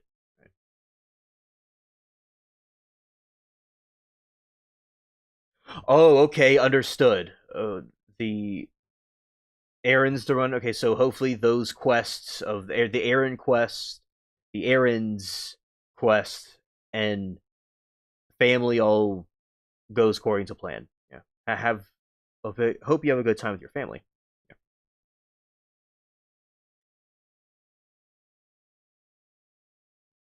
yeah, I'm super good. Julie messes with you. Yeah, and okay, so one thing that I think was cool. Well, I think the whole thing was cool, but I like the some of those pools look like they're in like a desert or over in Egypt somewhere, or it could be out west. That's so cool. So I think that because when I a couple years ago, I would look at the different pools that they had in Egypt, and I like the concept of the pools in a desert location because I was always used to pools in a tropical environment, and that's what I always saw them depicted in. But you have this other one, this other type of pool where it's over in the desert, which I think was a cool concept with the Egyptian stuff. So the I liked what you showed with the those types of pools. It's almost like another dimension, futuristic.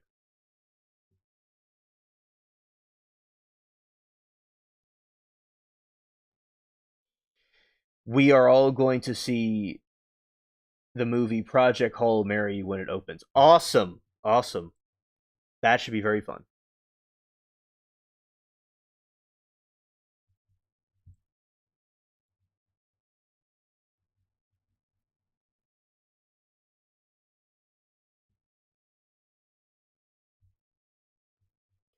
Yeah, and that is something I would certainly would want to see as well. That would be a good movie to see.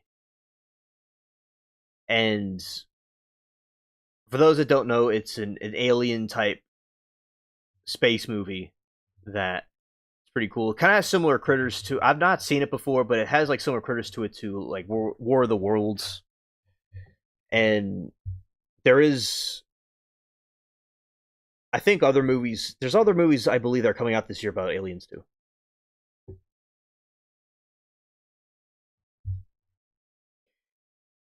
All right, and I'll say cinema with the movies, it's the technology is more somewhere we're talking about pools. I like the way when movie graphics, there's a time period in recent decade when movie CGI was terrible, especially from Disney. But it looks like it may be picking up now and getting better now because before it looked like Timu.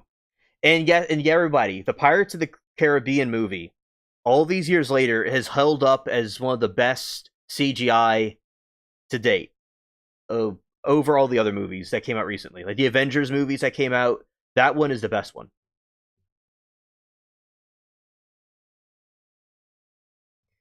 And Mermaid said, the concept of pools everywhere, anywhere is my favorite. The one with the new liminal waters, that one was super good. Oh, right. Right. Yes. I definitely agree with that. And it's a very creative concept to have pools in all kinds of different places. And yeah, all I know is aliens in space. Yeah. And there is this concept that I like of, you know what they need to do is pools in space. That would be something cool that somebody needs to make.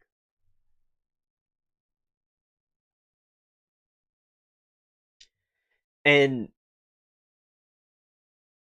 one thing that I will say, which I'll say many things, is Serpo, a pool on Serpo would be really wild to see. Like if they had these two suns in the background, that'd be nice. Yeah. All right.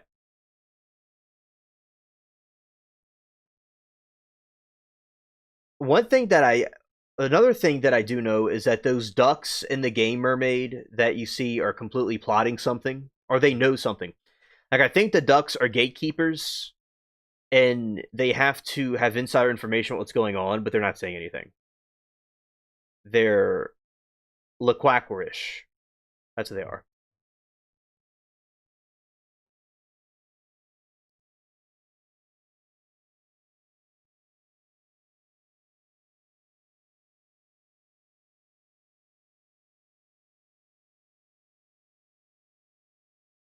Yeah, pools in space. I want to see pools outside all the time. Right.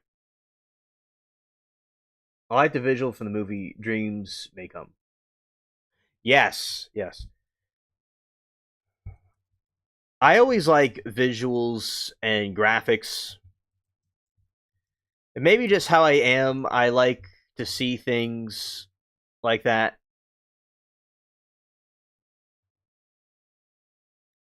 And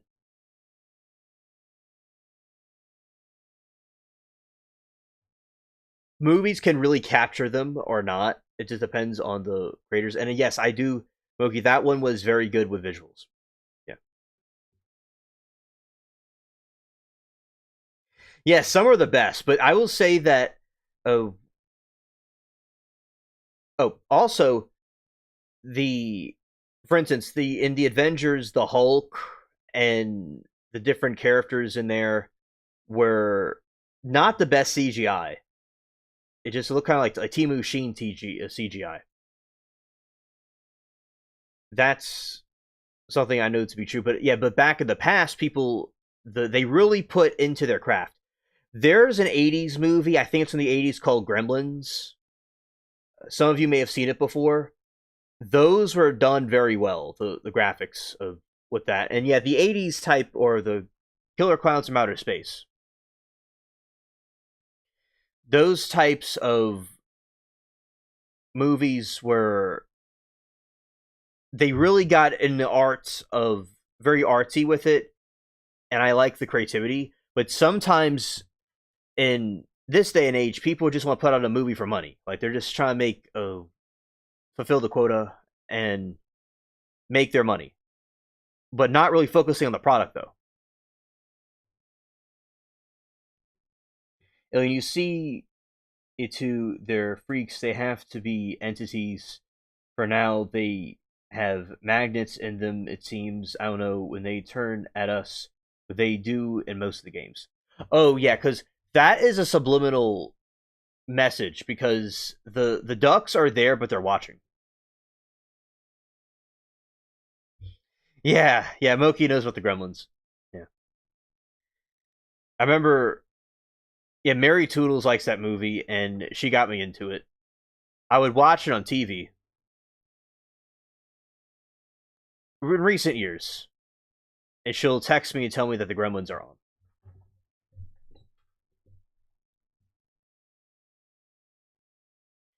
And yeah, so I definitely think that they're entities and they're watching. They could be cameras, right? So there could. It's almost like the pools is like being the Truman Show, and the cameras are inside the ducks.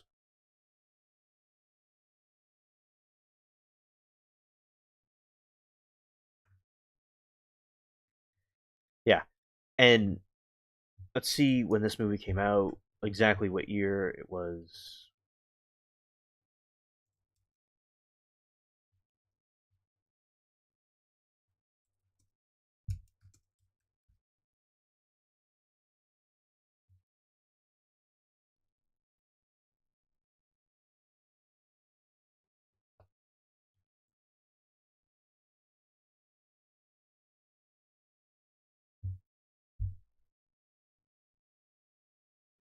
I don't think anyone noticed the ducks moving much. No, they don't.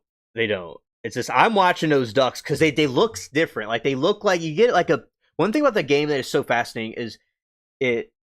Oh, you have a toy gremlin. Okay. One thing about the vibe is that those ducks give off some sort of a vibe in these games. I like how it's so interesting where you can these objects really give off something like you're really there. It's not just some animation. So yeah, just the ducks to me gave off something differently than the other entities in there. Okay, so the Gremlins theoretically released in United States and Canada on June 8, 1984. Interestingly, it was released on the same day the blockbuster Ghostbusters. I think July 8 is when the Roswell crash happened.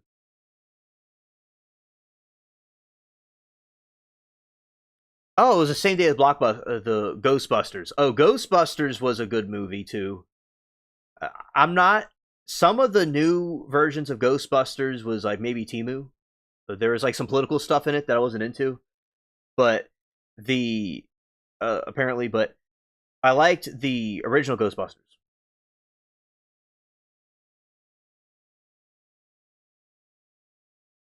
Oh yeah, yeah, yeah.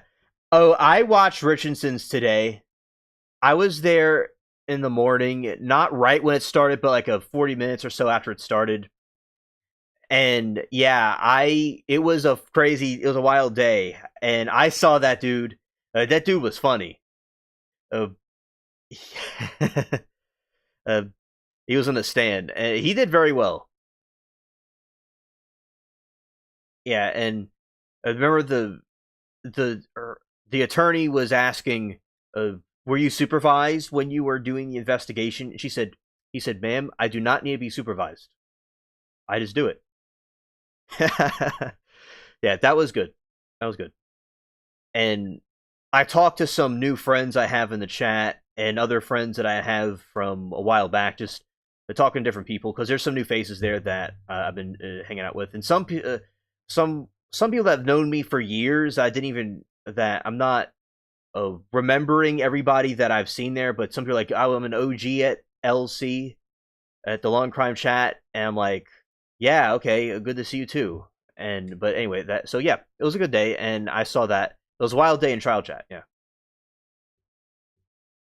what happened to me last night was I was sitting in the chair and on the bench. It's a metal bench from the 50s, and I went to sleep for an hour.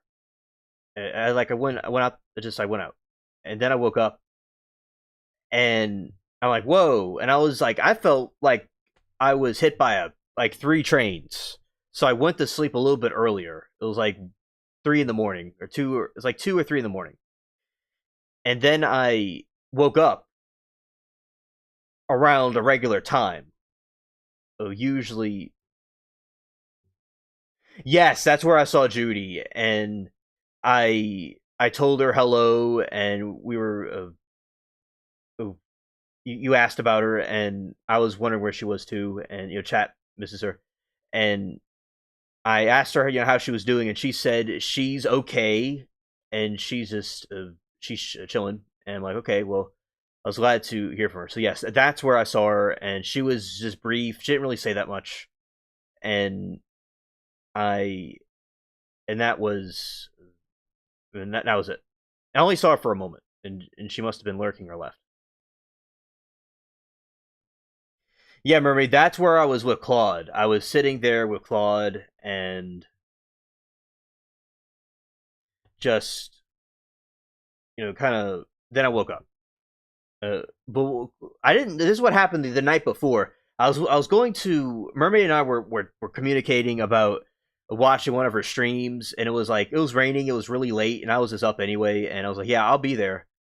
And we're just kind of communicating every 30 minutes or so, and then Claude the cat was walking around when it was raining. This is the day before yesterday, and then I sat in the chair with the raincoat, and the cat sat on my lap. It was kind of awkward because it's raining, but then like you need to go somewhere, and he went under something. Then I went under something, and I hung out over here. Well, then I went to her stream. And then this next day, as I said, I just went into the bed. I went as quickly as I could. I went into the bed and went to sleep. There were some days I was up for days.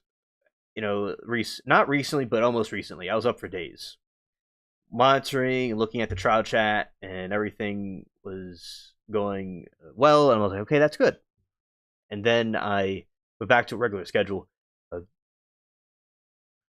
There was some days sometimes I like sleep with Bubbles and on a pillow, and he sleeps next to me, and then it's over, and I'll wake up and my legs for some reason don't move, don't work, and I'm like so out of it, like my body's not completely turned on. But then eventually I turn on. It's kind of like that character from Toontown yesterday, and he like when he gets roasted by the cog, he gets sad, he kind of has his head down. That's how my legs will feel. Yep, I do walk all the time, uh, not all the time, but almost all the time. And shout out to Mary Toodles.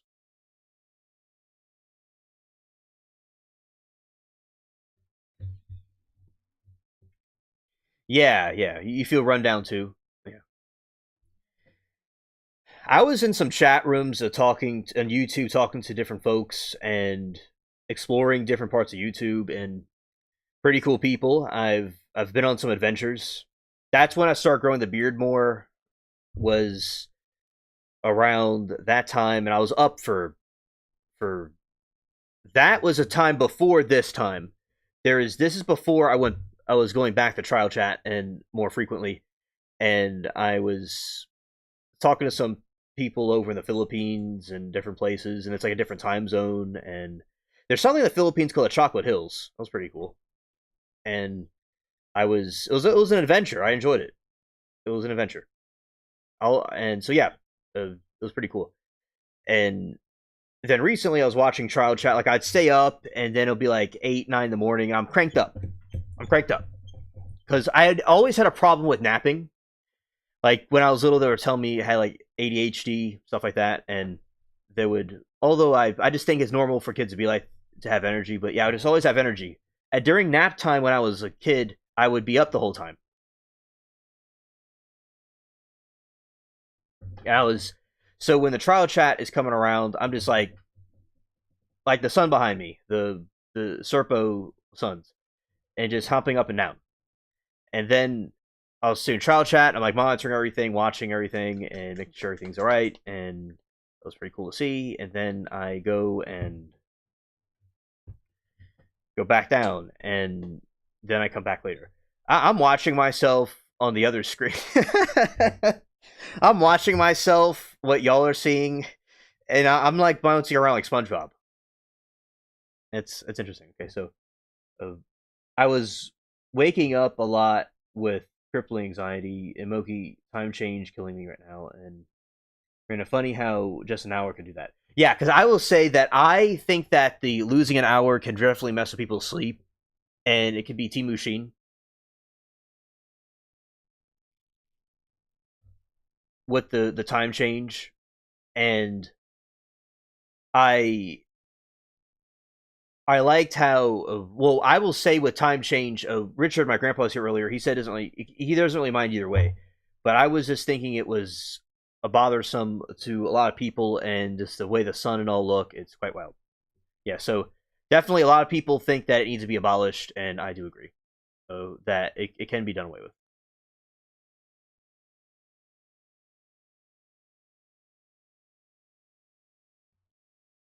Oh, earlier what happened was I was thinking I wanted a snack, so I got up earlier today and I ate lunch and breakfast earlier. So it was a later afternoon when I usually eat lunch. I was eating a snack, right? And I'm like, I need a snack. But guess what, everybody? I got a garden full of greens. So I went over to the alien garden and I I got some winter spinach and I got a daikon leaf, which a daikon are usually cooked and simmered because or it's usually pickled, real, but with sea salt. But I was like, I usually would eat it in a salad, and I had myself a salad snack with a spinach and a daikon leaf, a daikon leaf, and the daikon leaf is spicy and has a texture to it. So I had like a an afternoon snack because usually there'll be like afternoon tea. Something that I need to do is I don't need to do it, but I want to do it is drink tea again because I like drinking tea. A chat, do y'all like drinking tea? I'm sure that tea. Y'all probably like drinking coffee too, but anybody likes drinking tea in here because that's something that I like. I like coffee too. I like both. I see it gets brighter really early now. I'm like, dang it. Yeah, and with with daylight coming earlier, I like to watch like spooky stories on YouTube when it's like nighttime like this, and then I will go whoa, and I'm like absorbing the information. Oh, there's this crazy story chat. Viewer discretion is advised. It was like, really creepy. It gave me chills. So there's this weird dude that murdered his. He thought he murdered his wife and put her in a in a in a freezer. And I'm like, okay, this is disturbing. Oh, you do not like tea? Okay, okay. And okay, so Moki does not like tea. Okay, so Moki, you prefer coffee instead? I like coffee too a lot. Coffee's good too, if that's what you like. In my city, there's something called pecan coffee, and it's really good. But of course, there's other types of coffee too. I recently learned about Turkish coffee, and that seems like a cool coffee to have. It's like it's made very differently because I learned about different coffees from YouTube. Different people had different types of coffees they knew about. Oh, look, there's Lori.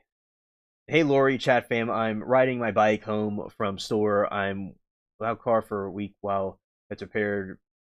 Well, that is biking is cool to do. Well, shout out to you for doing the biking, and hopefully could be very quick with that.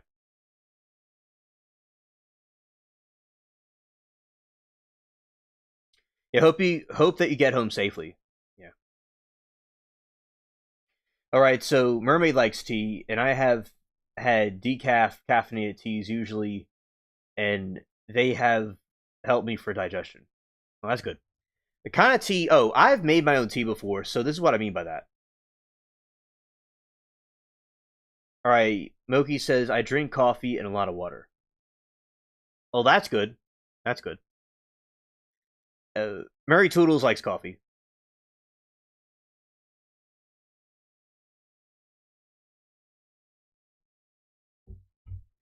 Ah, hey Aaron. It's great to see you. Welcome to the stream. All right, and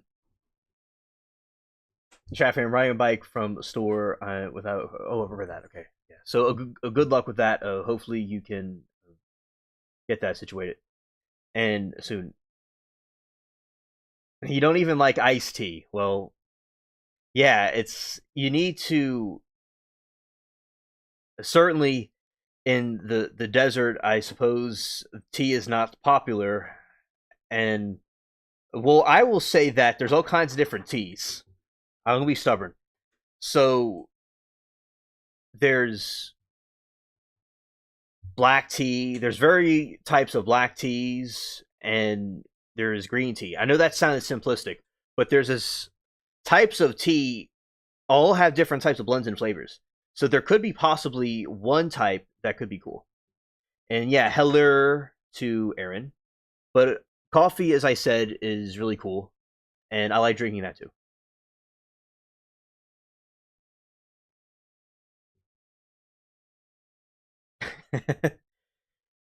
And Aaron said, "I don't even know who you are." Yeah. Well, out. Okay, so it seems that aliens from Serpo are not into the tea as I thought they would be. The Serpo aliens are just into coffee. That's what I'm learning tonight. When I took the picture behind me, I'm just like I never realized that they weren't as into tea as I am.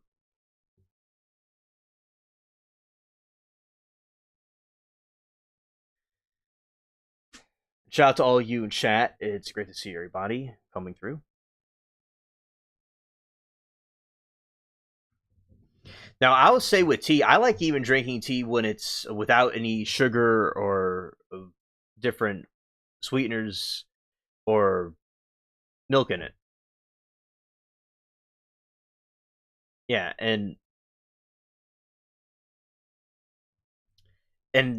the different types of coffee I've learned about is like so. Okay, so with Turkish coffee, just to explain, there's a Turkish coffee machine, but the Turkish coffee that they usually would make is they get this. They probably do the same thing in Armenia and Greece and those different places. So they all kind of like are the same thing, sort of, but they'll actually kind of not really getting. They don't get along well with Turkey technically in the past, but anyway, they're regional, similar like regionally. So like I don't know, say like there's like a region of people that do something similar. Okay, that has a different type of food, etc. So they'll have these different a little metal thing and they'll put it inside a hot box of sand and it cooks up the coffee automatically and then there you go, it's like automatically made.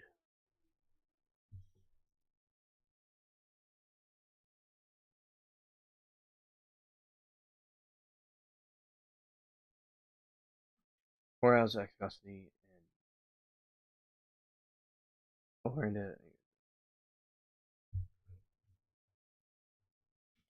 okay, I'm gonna show you exactly what I'm talking about. Let's see.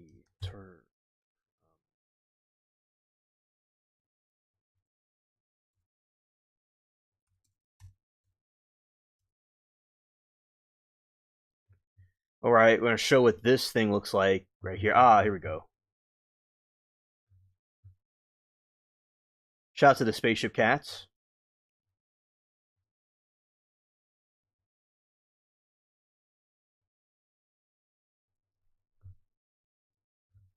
Yeah, so this is the Turkish coffee. It's kind of crazy. So they they put it. See, it's in like a sand thing, and it's heated up, and then they pour it in that. That's something quite interesting. I learned about this recently by exploring YouTube, knowing different people on YouTube.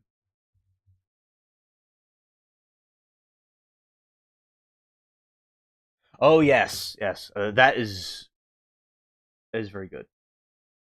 Okay, and going back to this window right here.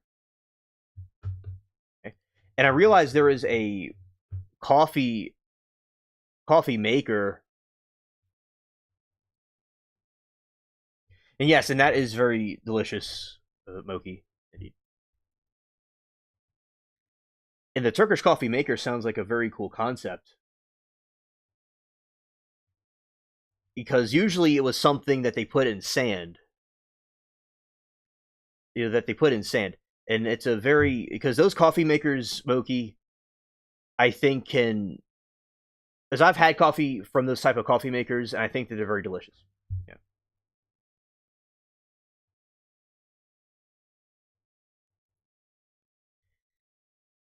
So they could be very good because when I was growing up, and I'd say in recent times, the old traditional coffee makers I would see, and then like see Mary Toodles like the different coffee makers like that, and so I've had coffee from them. It's like being inside Starbucks or one of those restaurants. It's so I think it's cool that they're. Uh, I don't know when they start doing this, but when they have these uh, different types of coffee makers that you have in a restaurant in someone's house is cool.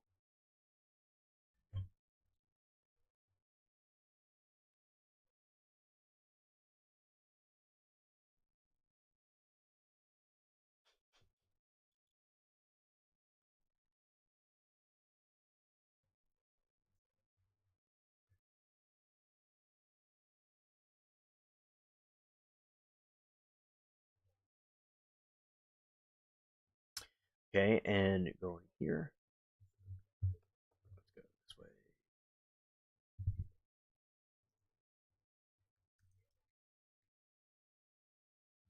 Oh yeah. Okay, this is what I'm gonna look up.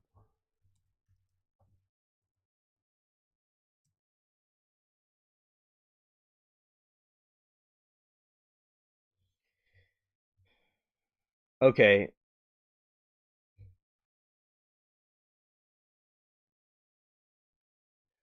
Mogi said I would get new espresso machine, but even the pods are expensive.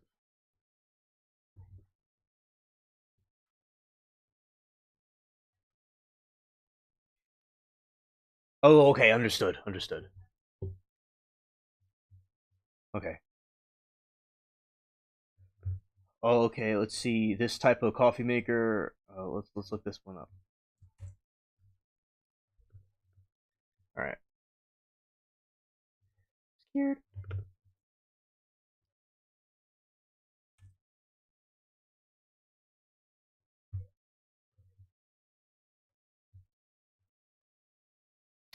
Okay, that looks pretty cool. Nice.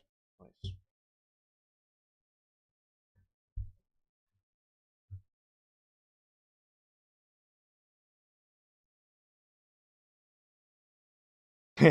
Use creamer. Okay. Keurig. Oh, I like it. Look at this stuff. Look at this coffee maker, chat. Chat. This is a cool green coffee maker. That's a nice color.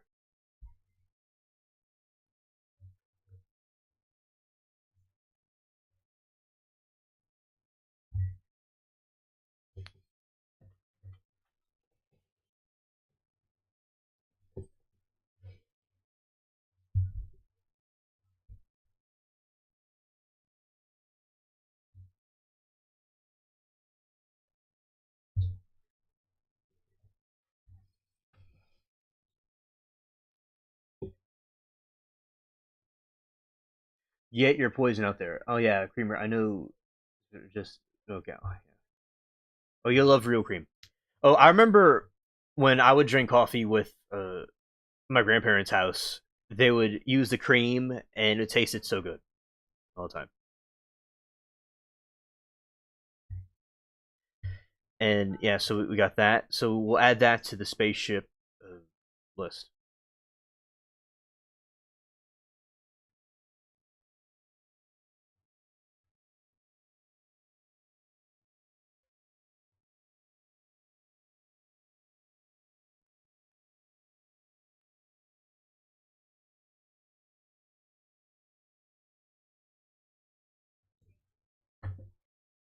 Okay, so Moki says English breakfast. Strong with okay, English breakfast. Strong with a splash of milk and one sweetener. No okay, no Splenda for you. Okay. But no Splenda. Gotcha. Down here we'll have the sugar there's like sugarcane sugar sometimes they'll put in there. This tastes pretty good too.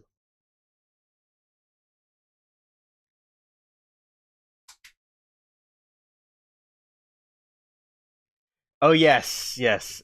We will Uber Eats tea to Aaron right away.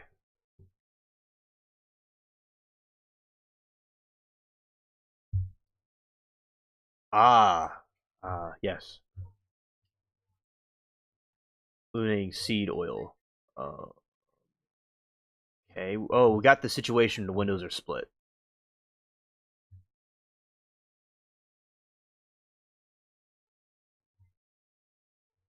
Okay, and then go this way.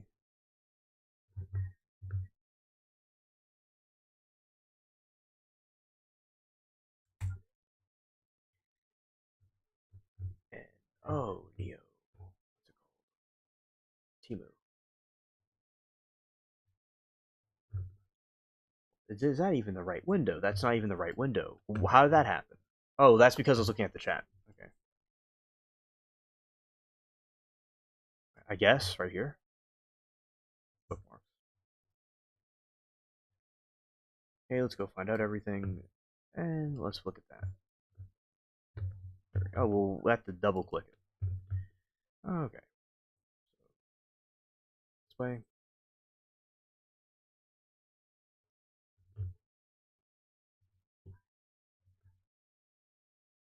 Let's go broken mirror. But looking good in the broken mirror. That's what we all do. Look good in the broken mirror. It's hard, but I cook with beef. Oh, see, Aaron says it's hard, but I cook with beef tallow. Oh, beef tallow is what McDonald's used to have, but they didn't have it anymore, and then it became Timu Donald's. Beef tallow, butter, olive oil, sometimes avocado oil, making things from scratch. You know, if you can make your own spice blends, you can eliminate more crap than you think. Okay. I even deep fry in tallow made wings last night. So good. Oh, that is delish.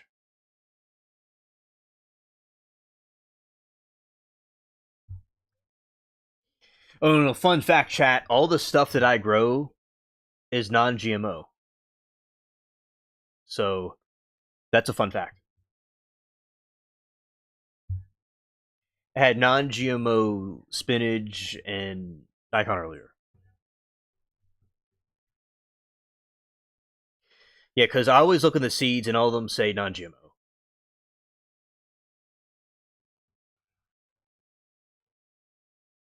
And Aaron, that is so cool that you're doing that, and you're really conquering the matrix by doing that.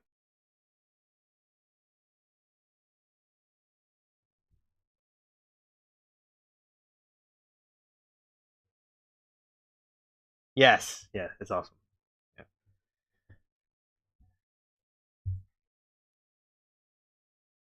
Now I will say that sunflowers is something that I've not planted sunflowers yet, but those are very nice. Everyone loves the sunflowers,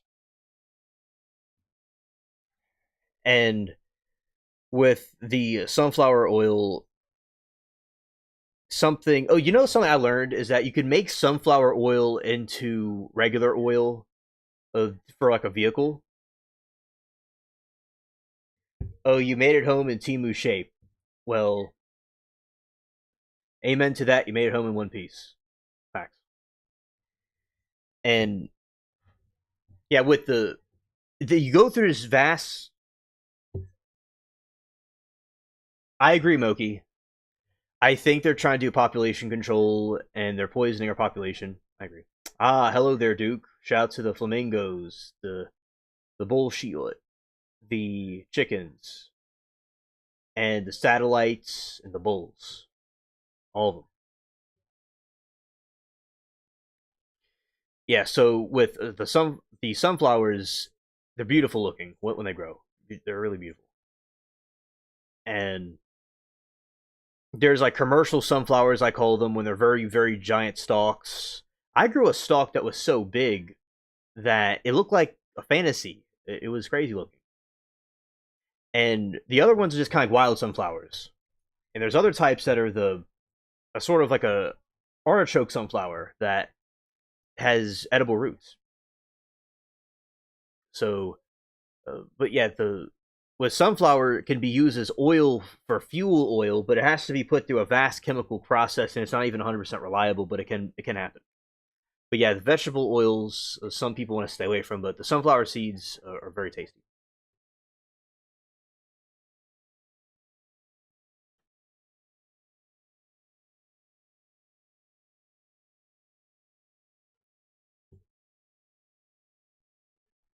All right, and I have to adjust my headlights. Pretty sure I was blinding people on the way home. Oh, you had headlights on there. That is something. That's why that is so cool. It's I never thought about having headlights on a bike before. That's a cool idea.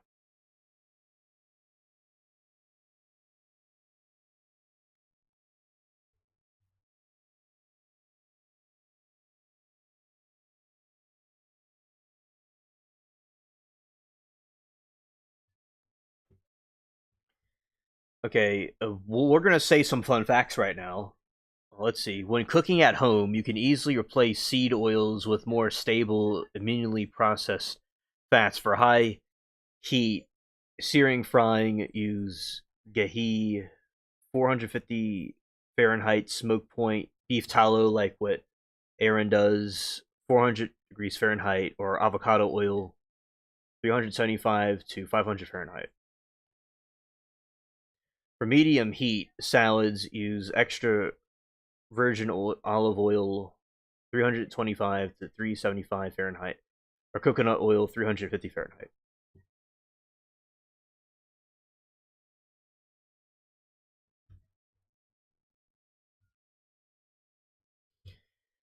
All the extraterrestrial. Okay, I'll tell you this. All the extraterrestrial products that are friendly for all Earthlings are non-GMO. Just for the record. All right, Lori says it was fun listening on the road. It's getting colder here and sprinkling, but daffodils and cherry tree blossoms are out. Oh, Lori, I love cherry tree blossoms. Those are that is so cool. That is a very beautiful sight.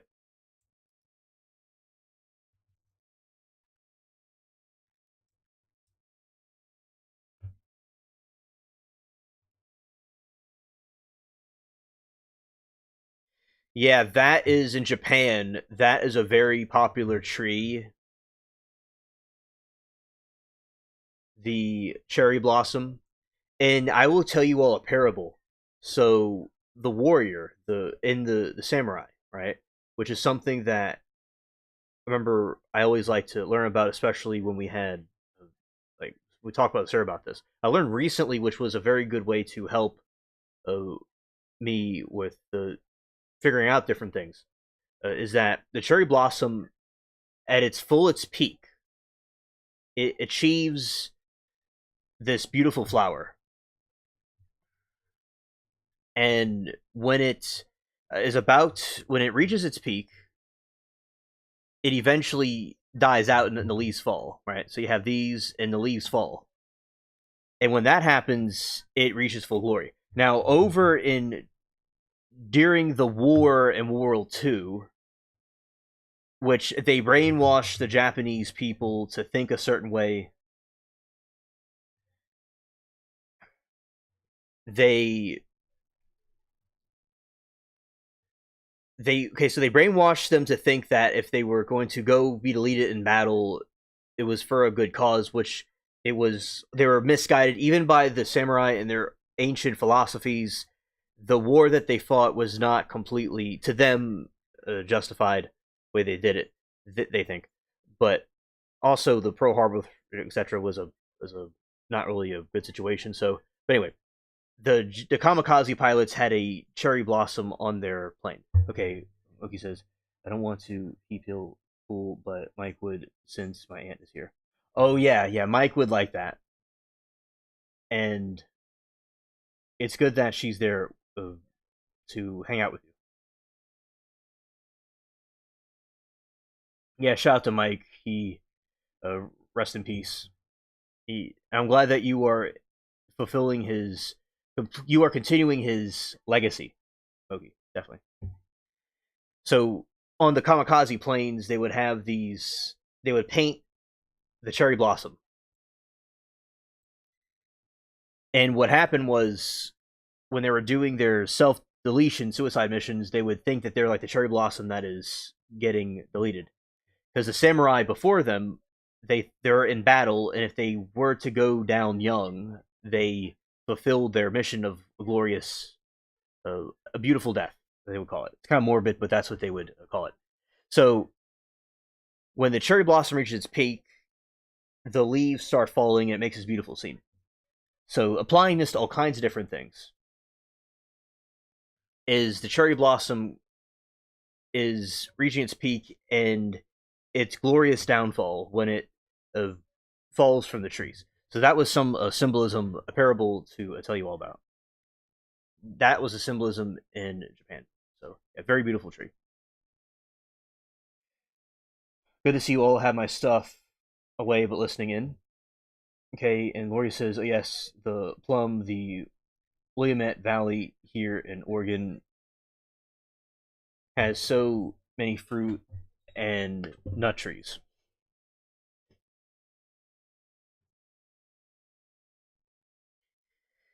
And for medium heat salad, use extra virgin oil, virgin olive oil, 325 to 375 Fahrenheit, coconut oil, 350 Fahrenheit.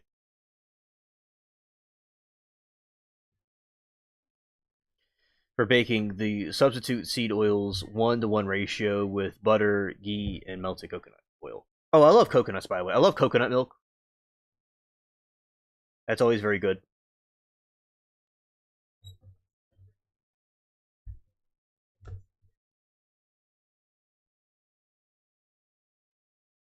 All right. Nori says, Master, Alien Master Shifu, Kung Fu Panda, Wise Master. Yeah, there you go. Yes.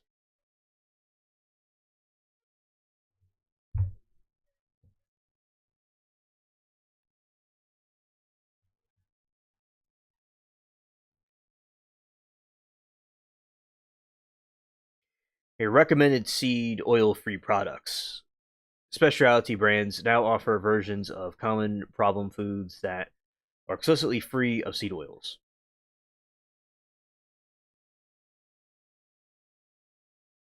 Oh, you love ghee for popping popcorn so expensive. Merry Toodles. Do you know about ghee? Yeah. Oh, what do you think of beef tallow? No, I said ghee. That's what I said.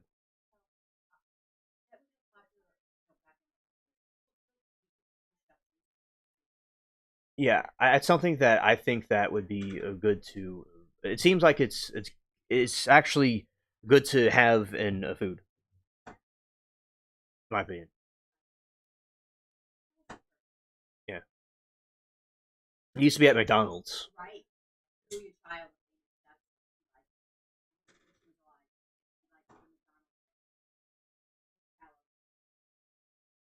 Right, right. I'm trying to refine avocado oil, higher smoke point, and healthier than coconut oil I've been using. That's pretty cool, Lori. It's cool.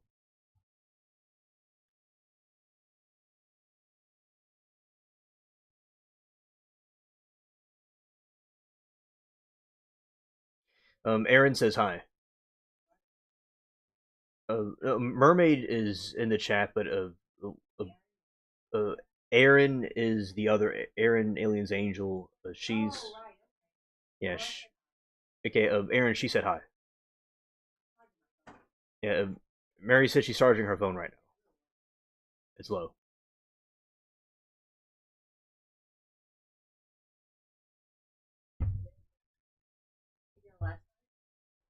What? Aaron, I don't know if she was uh, there last night. I don't recall. Oh, last night, Aaron. I don't think Aaron was there. It was last night was Mermaid and Aaron. And no, it was Moki and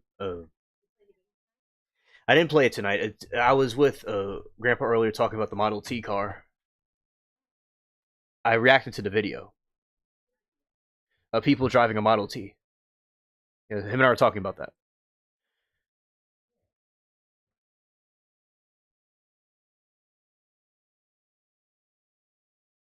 Oh yeah, I believe it is. Yeah, soon it is Aaron's birthday. That's true.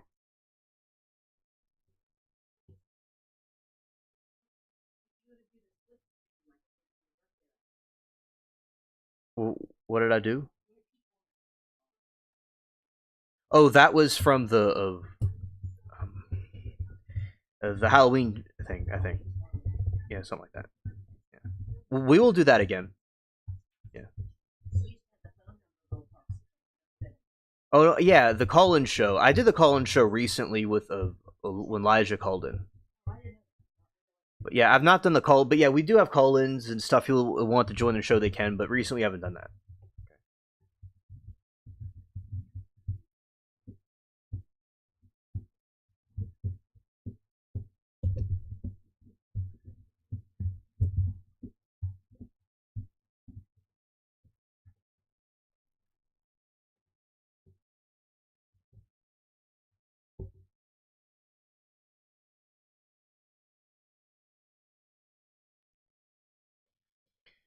Okay, Primal Kitchen Avocado. The certified. Yes, and Oki said Saturday is Aaron's birthday. We're gonna throw a party for Aaron over here.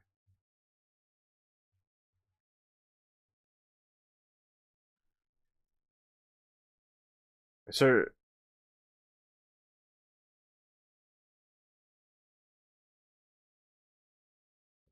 right, and Primary Kitchen certified paleo and keto is the oil recommended by CVS Pharmacy and Walmart air frying and grilling.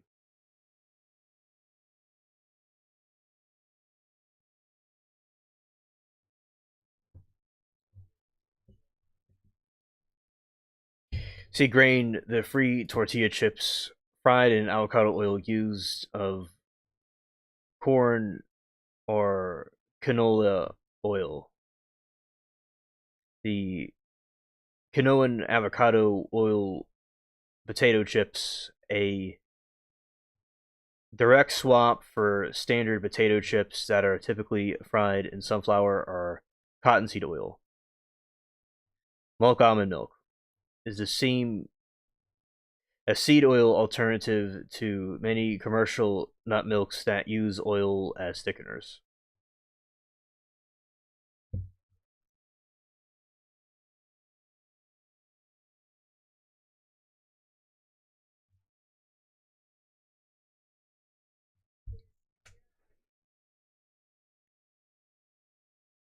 Let's say yes.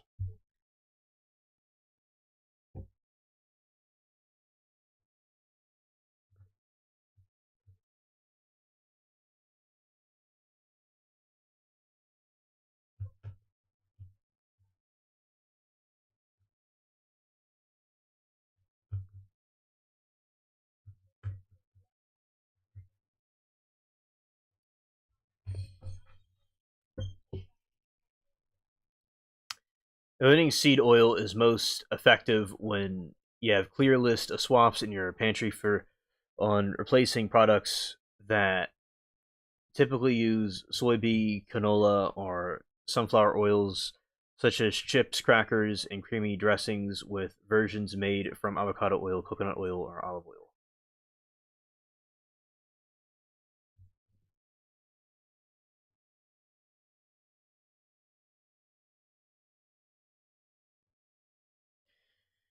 Snacks are highly okay. There's sieta free tortilla chips. Yeah, what restaurant is it? I'm curious too. These are fried avocado oil and are popular choices for those with dietary restrictions, and they come in flavors like sea salt, nacho, and lime.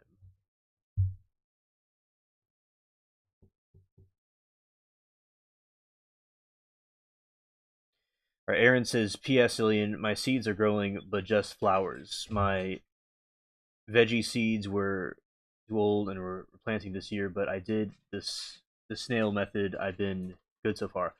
Aaron, I'm very glad to hear that. That is awesome. Very good. Very good. I'm glad to hear.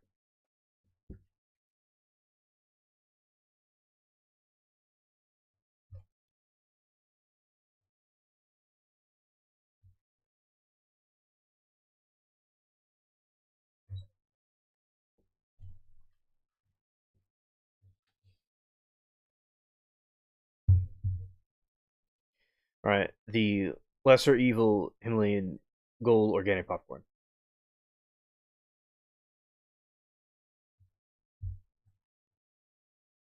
Lee French, oh la la. All right, we're gonna Google this right now.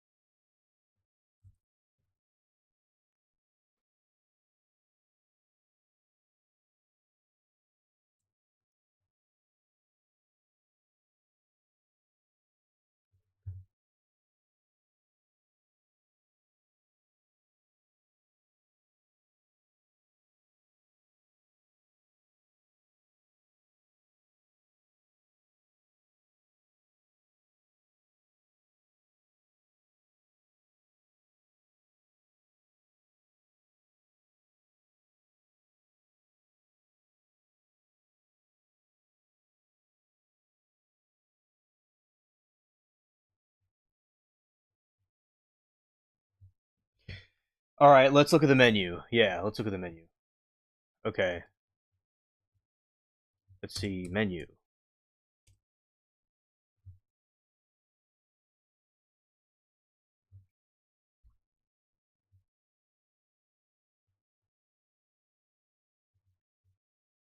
Is that it?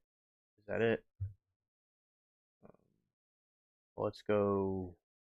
Yeah. Let's see. Oh yeah. Yeah, concept. Concept.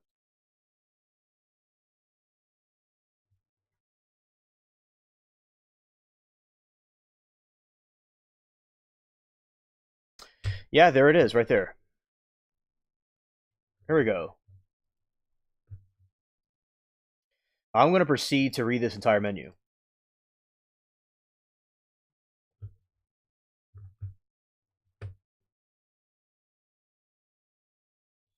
I could do a full tune-up and complete the brake job of my car. It is Sheen bike machinery.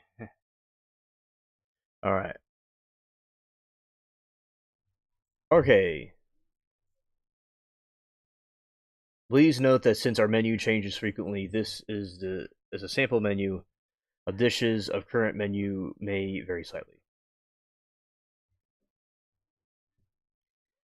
Caesar salad. To begin, Caesar salad, tuna, beef tartar, tartar. Okay. East Coast oyster, MP half dozen. Choose chilled or grilled. Grilled shrimp, grilled octopus, seafood tower. And she says, if I'm not cooking, I want to be wow wowed, okay? Right, right.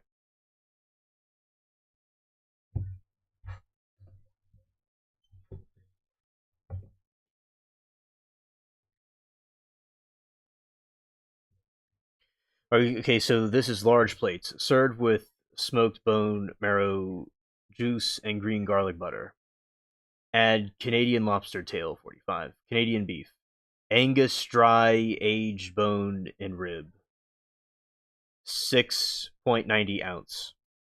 Triple A stripolion, 590 ounce. Angus bone ribeye, 575 ounce. Yeah, I love Caesar salad too. An alien is about to sneeze.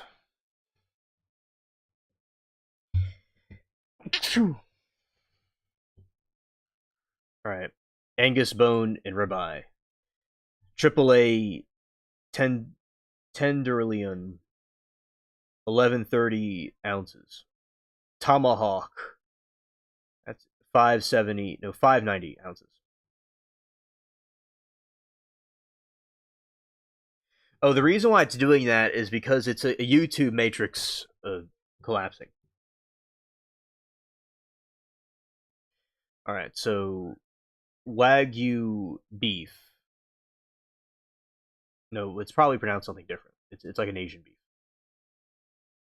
Australian, 1800 ounces. Japanese, 39 ounces. Oh, thank you, Mermaid.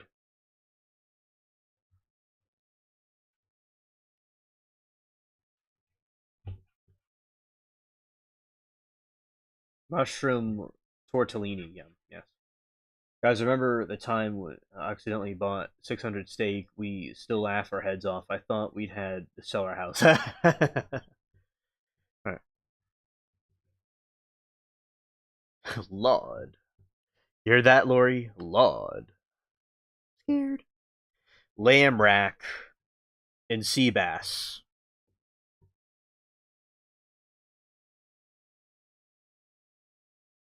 Yes, that's good. That YouTube will hopefully will do that too. It could do some tripping up with the views and likes, right?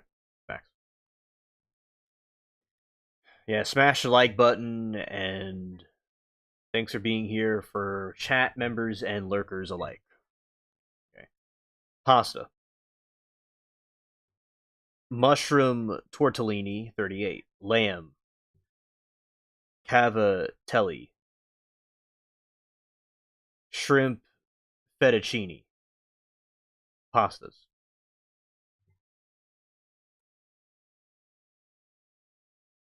Lori, it did that over at SNS 3 years ago or so. Everybody was stripping. It was like our comments are just posting twice. I was just saying about that the other day. Scared, skirt, scared, skirt, skirt. All right, pasta, mushroom tortellini,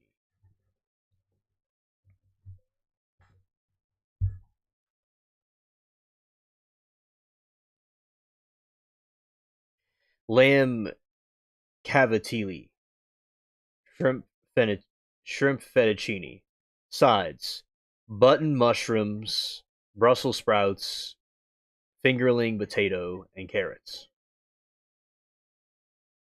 Oh, I love mushrooms as a side.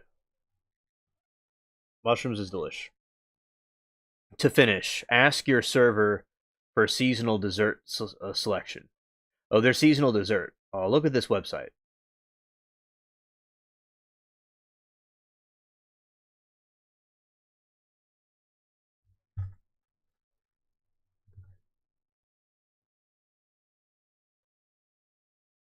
All right, there's reservations for private events, large group bookings, and you can submit a request there. Hilarious, Aaron.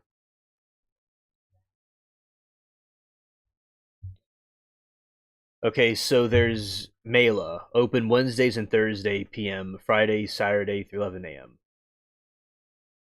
And there is Lay Jordan, open Wednesdays and Saturdays, 4:30 p.m. Oh, facts, facts. You're dying that I'm reading the menu. Well, we're gonna need the spaceship medic to save your life then, as soon as possible. And scared. And I'm making everyone's mouth water in chat. And globally inspired cuisines on indoor wood fire grill. Please note that Lay Jordan is currently only accessible by staircase. All right, let's read the accessibility statements.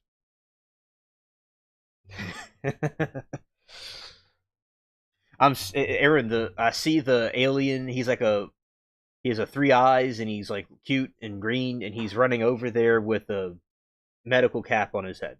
And he just tripped over something, but he's getting there. Scared. Okay, so accessibility statements. Mela concept cares about the accessibility. We hope this information makes planning your trip easier. The ground level of the restaurant, Mela, has access from King Street to the patio. An inner dining room.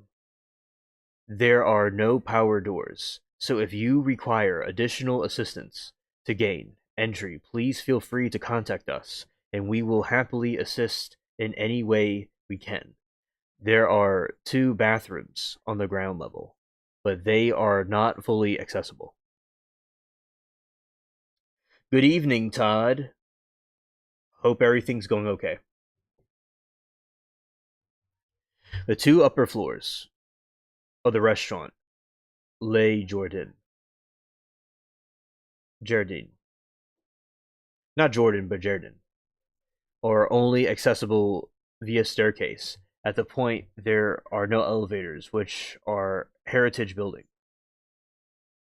Additionally, if you require any of the information, please on this website, please contact us there. Okay.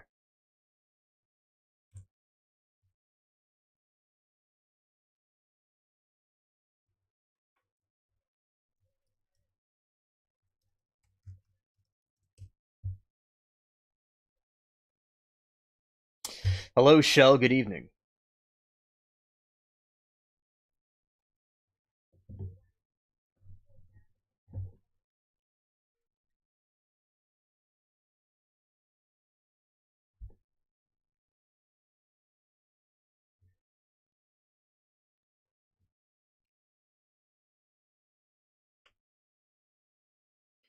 French. Let's see.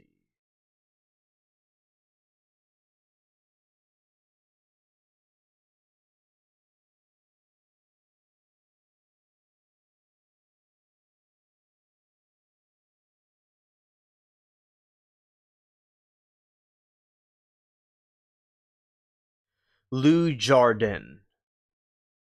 Lou Lou Jardin. Okay, Lou Jardin. That's what it's called, everybody.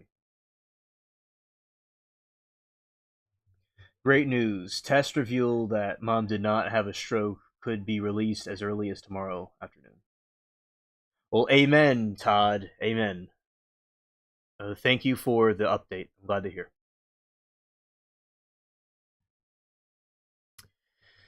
The upper floors on Lou Jardin are only accessible via staircase at the point as there is no elevator within Heritage Building.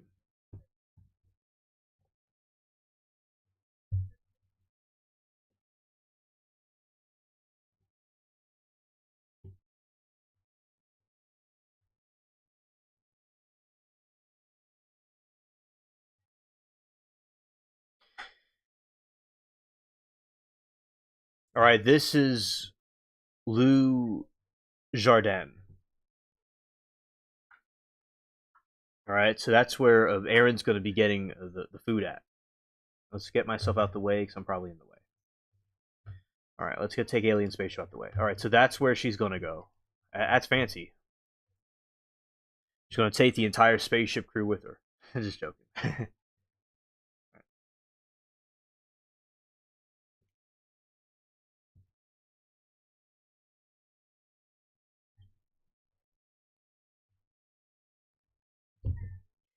All right, step two. Okay, this is a brochure for Lou Jardin. Oh, I was scared. Step up to Lou Jardin, located on Mela Concepts. Dreamy second floor for a dining experience like no other. Sit amongst the plants under the seashell lights in the main dining room and sip one of the curated wines from our private wine cellar. Our Savar, one of the signature cocktails, at your table, in front of the custom 9-foot wood fire grill, and let your eyes be drawn to the crackling fire while watch your meat being prepared. Our chef's focus on simple fare allows the wood fire to bring out the natural, sometimes surprising sweet, smoky flavors of our ingredients.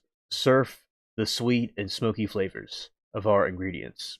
Surf the vegetarian dishes, and even our desserts are all prepared on flavored by grill from the warm greeting you receive upon entering until your final goodbye. We invite you to immerse yourselves in the best things our world has to offer: earth, fire, water, Blue Jordan.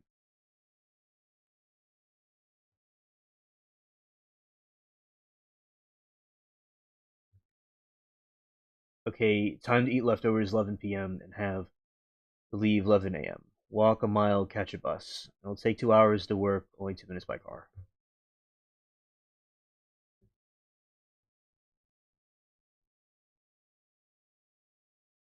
Oh, we're gonna look at this menu. This is another menu. Let's see, it might be different than the other menu. No, this is the same menu that we were looking at before. Alright, same menu.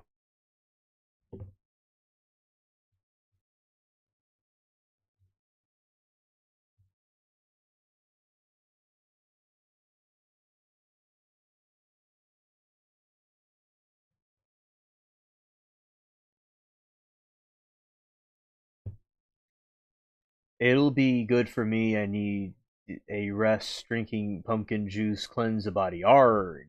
That's what a true pirate does. Alright, those are the gift cards.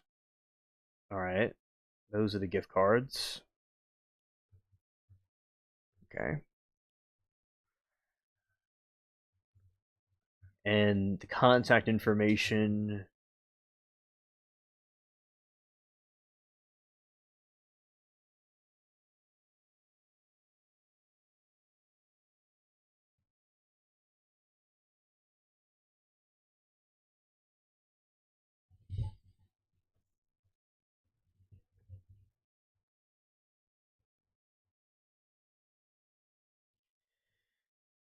Alright, visit Mela.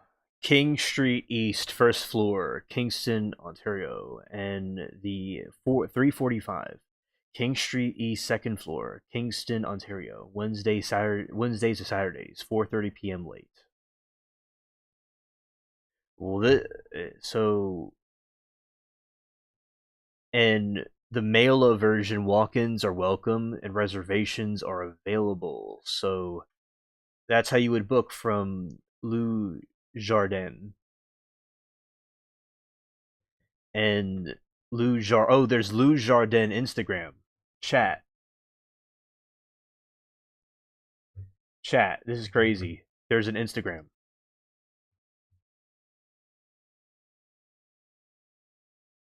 Whoa, chat. 4,000 followers following 347 Timu Sheens. Wow. Okay, chat, we're gonna explore this. Okay.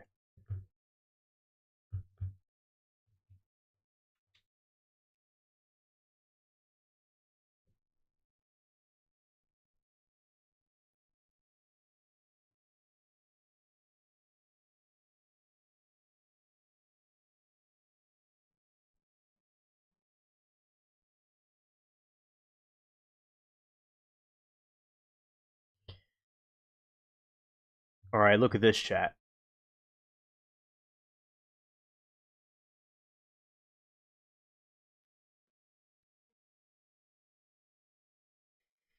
Loki says I would always talk to Mike about going somewhere fancy on the strip, but we'd always end up not wanting to drive down there, going to Outback. And go to Outback, yeah. Corey, I'm with you. would walk places and see it crash. Okay, so anyway. Alright, look at this. Delish.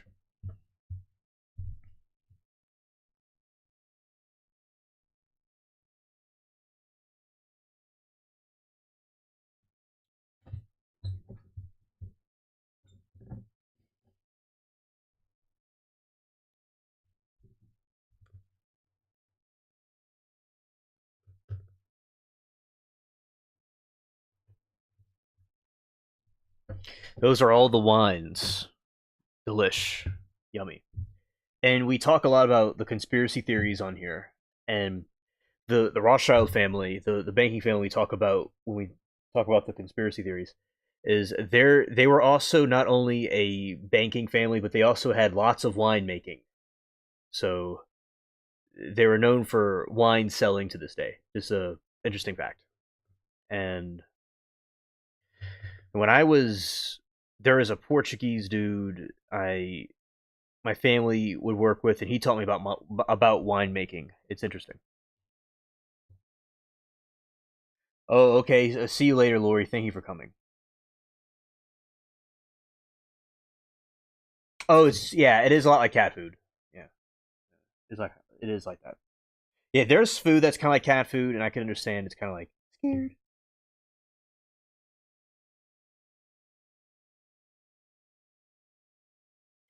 All right, look, delish right here. Well, we're gonna just okay. There you go. That's the what Aaron and is gonna have. See, that's gonna be Aaron's exact right there, or exact table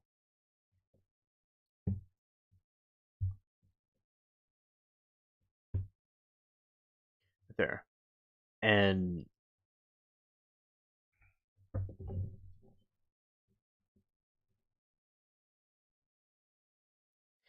yeah. So that see how they you put the cheese on there. That is very good. Let's see some more. Oh, that's grilled over the fire right there. That reminds me of hibachi, but of course it's very different than that. But it's or like a campground, a campfire. June at this rate. Okay, here is the lug the most luxurious drinking as if you are in the space, like you're in space. That's what it looks like. It looks like galaxies. That wine looks like it's in galaxies.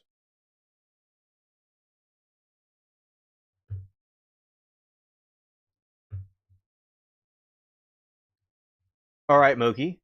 Good night to you. Thank you for coming. A very good stream with you. All right. So anyway, this is the and shout out to Moki. Cool people. Awesome. All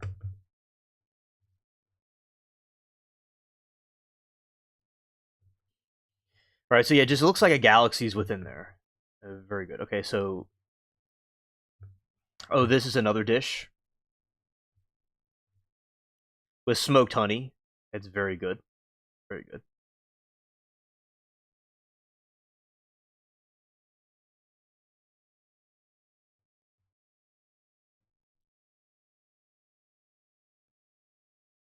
All right. Right here is the oysters. All right. So these oysters. Oh, I love how it's on the rocks. That is a very brilliant design right there.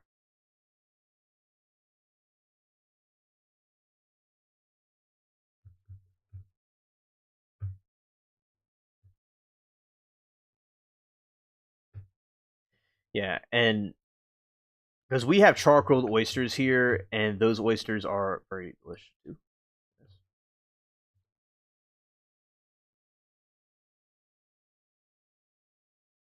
All right, these are some tasty snacks right there. That's like the dessert.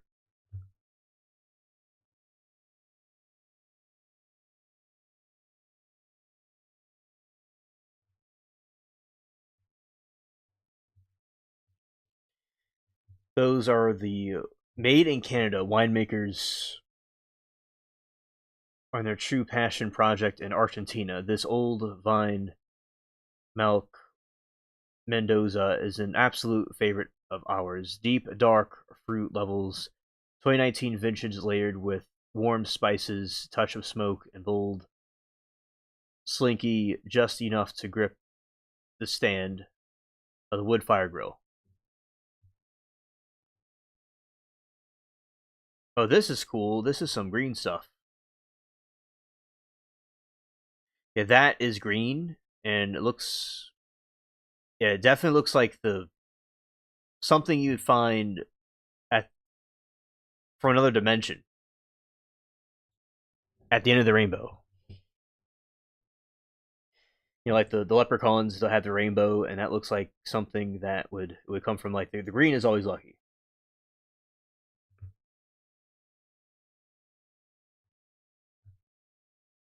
Okay, this is some other images of the restaurant itself, right there.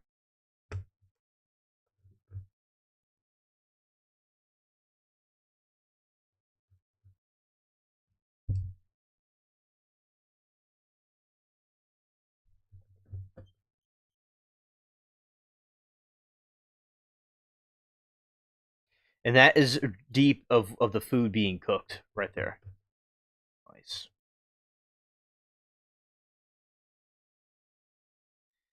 It's a sauce. Yes, it is lucky sauce. Okay, thank you. I've never seen a sauce like that before.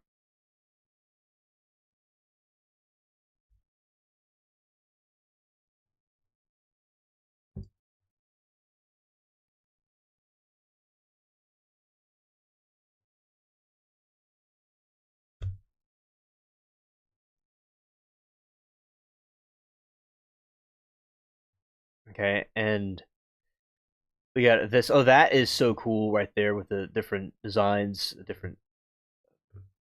chalice right there. Yeah, very cool. Okay.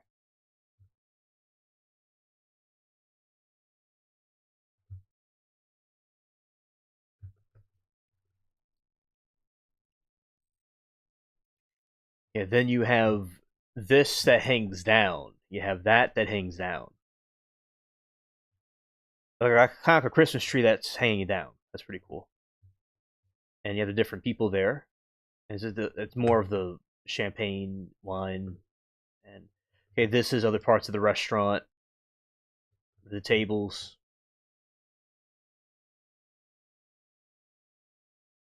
Oh, that's cool that you're watching the indoor pool place. That's cool. Okay. Okay, you got that right there. You got all those designs of the ceiling art. More ceiling art. This reminds me of Mermaid. This is kind of similar to where the fancy place in the Bikini Bottom in SpongeBob where they go to eat in that ship thing. This is basically what that place is.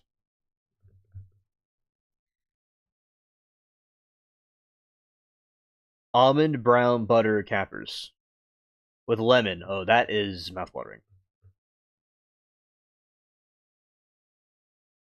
Yep, that is true. Mermaid. Yes.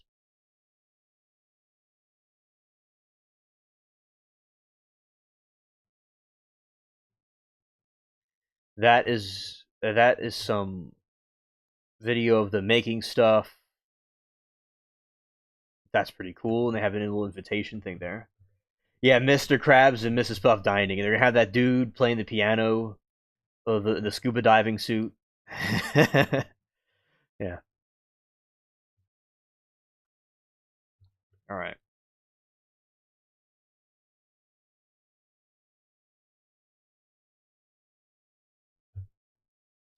That this hive like thing is really cool. And cool there.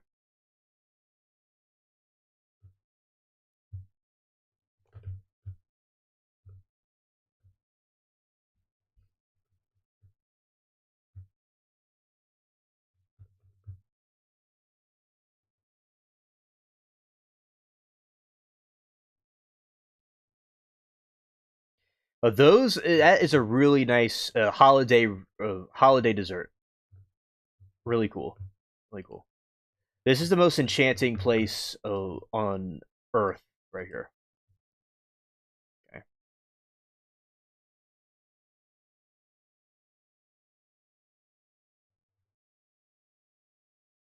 Fettuccine. Oh, this is the fettuccine that we're talking about.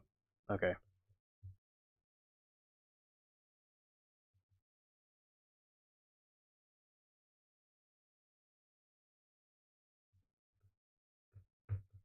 All right. And there you got a lemon, kind of like a lime and a drink. Like that's how the pirates used to put lime in their alcohol. That's where that concept comes from, by the way.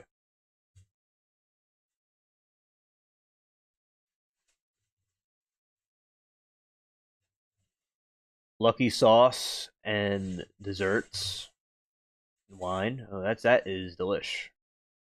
Those wine cups even look like flying saucers in the same like dimension of them.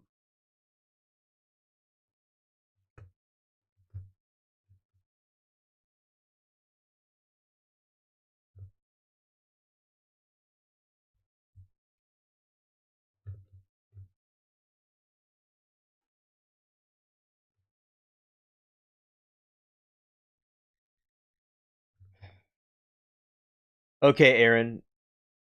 Good night to you too. See you on the next one. All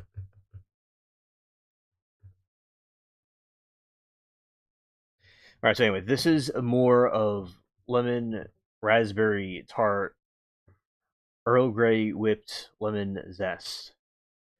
That looks like a really good dessert. Really good dessert. Really great dessert right there.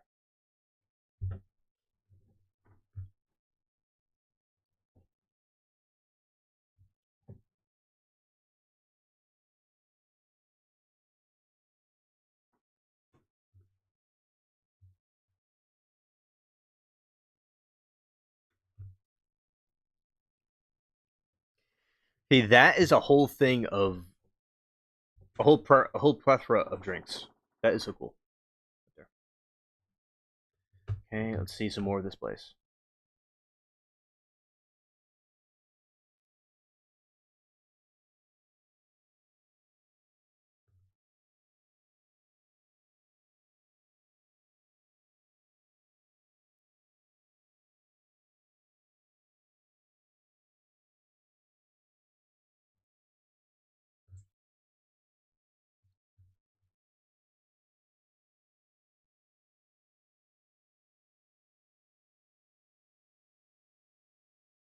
Okay, so we got that's like what the table would look like with I don't it looks like some like space eggs right there, and you got some rocks and some oysters. It's really cool. Like that.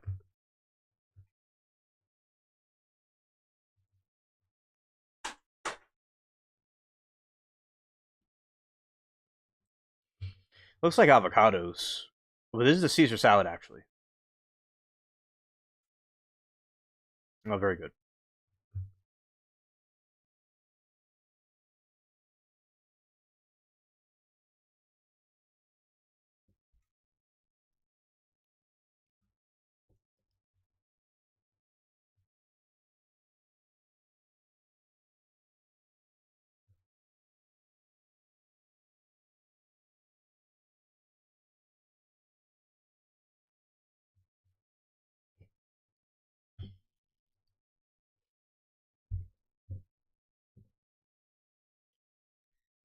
Okay, and you got the steak right there. More of that cooking. Let's see some more. Oh, that's a close one up with that green stuff, green sauce. The Angus smoked bone marrow. Okay.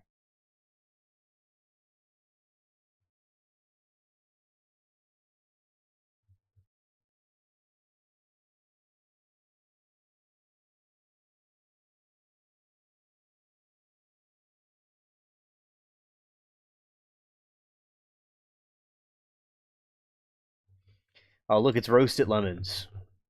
That's nice. right there.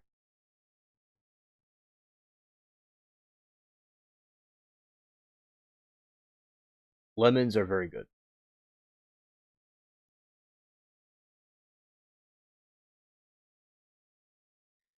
There is all kinds of lemons, but the ones from Sheen are the best.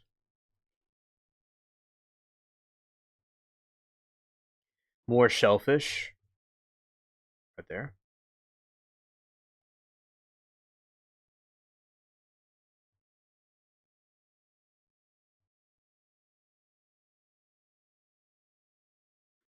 And Mermaid says that she'll see all of them when they return. Facts.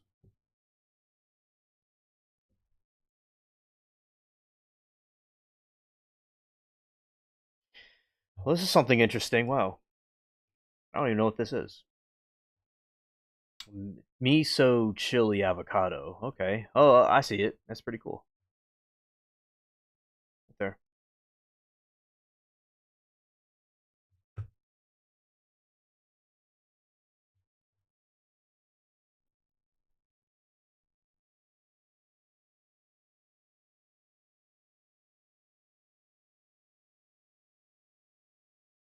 Yeah, today maybe if we give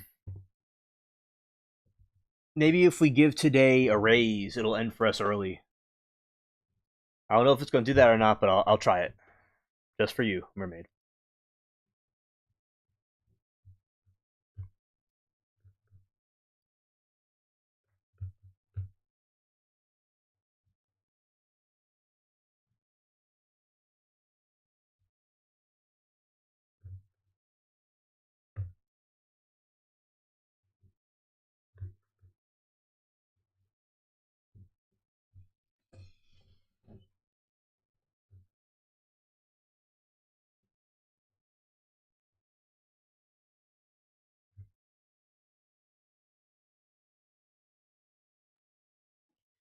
Oh, that is another good scene right there. That's another good scene.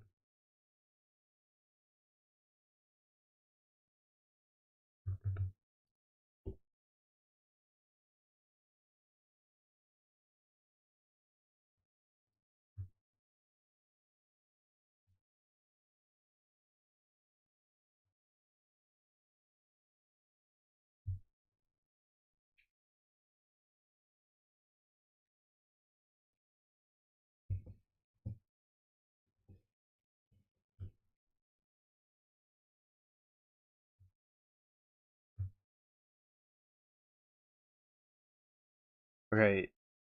Like, why is today? Yeah, so slow. Today is so slow because today has been having a feud with the daylight because it has to work overtime, but it's not being paid properly, so it's being ridiculous now. See, you see that fish? You see its fish's head with some lemon.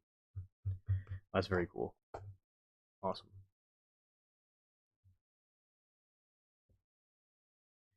Yeah, I like how they show the people actually making these dishes to perfection. All right, that's another view.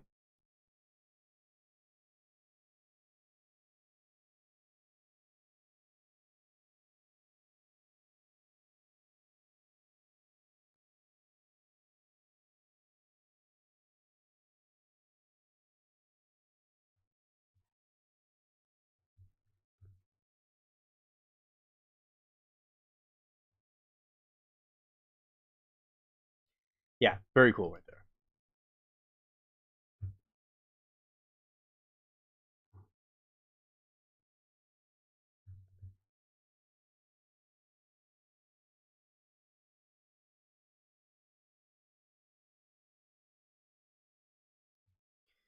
Oh yeah, Chick-fil-A. I although I've never tried it before, and I said I would, but I haven't tried it yet. It's apparently very good and patriotic. I've not been to it, but uh, I'm glad that y'all got to go there. That's nice.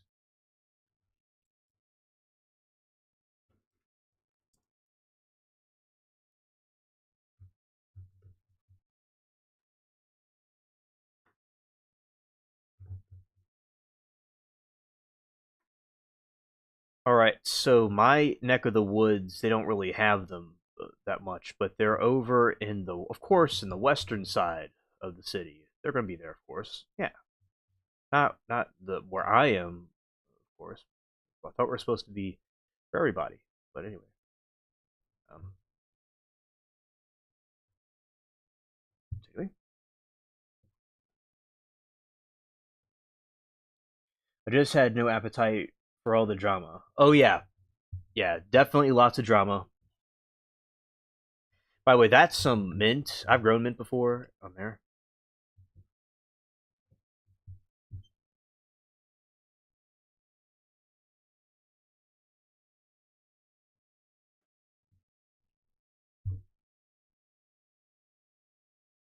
And Mermaid said, "Alien, you love Chick Fil A because you like Popeyes. It's kind of better, sadly. Like the food's super good." Well, I'm glad to know that, and I'm sure it is much better. Definitely, I am glad we are going to have that.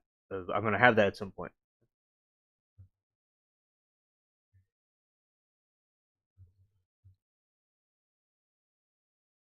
This is an octopus taco.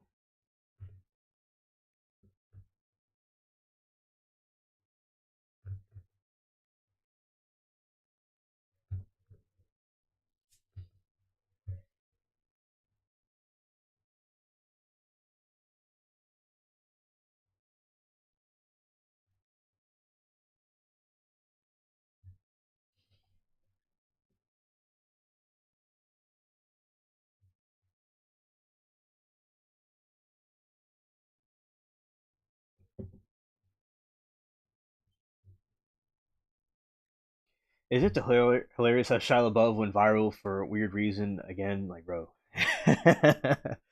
Yeah, Shia LaBeouf, he got arrested in the city and being goofy. Yeah, that was funny. Sam Witwicky got arrested. Hilarious. And and it's like, you like Popeye's chicken sandwiches, right? Yes, I do. I like those. And you said then you're going to love Chick Fil A. Yeah, I you remembered that Mermaid complete 100% accurate. I do like Popeye's chicken sandwiches, so I'm looking forward to the Chick Fil A one.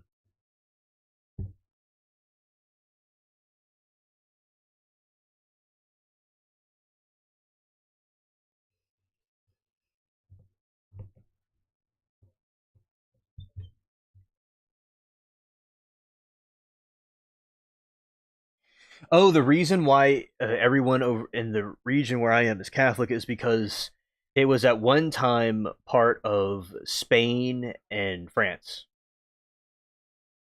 and the rest of the country was the other parts of the United States were in the East Coast was part of England, Britain, Protestant Britain, and then this part was of because I'm gonna look. I'm gonna show you a map about this.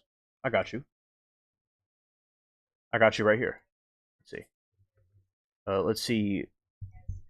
Map of Spain.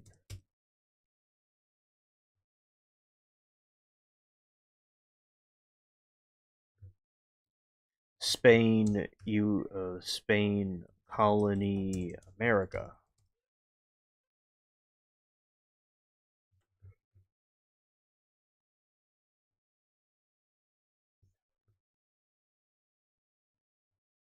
Okay, this is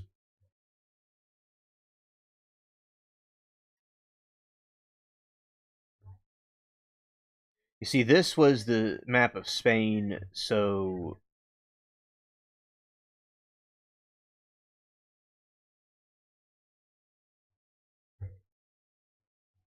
that is the map, and that's why everyone's Catholic in the region where I am in because that is where come on, Goofy. Oh, there we go.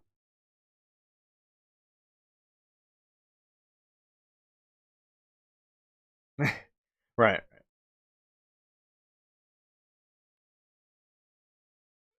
Okay, so we see here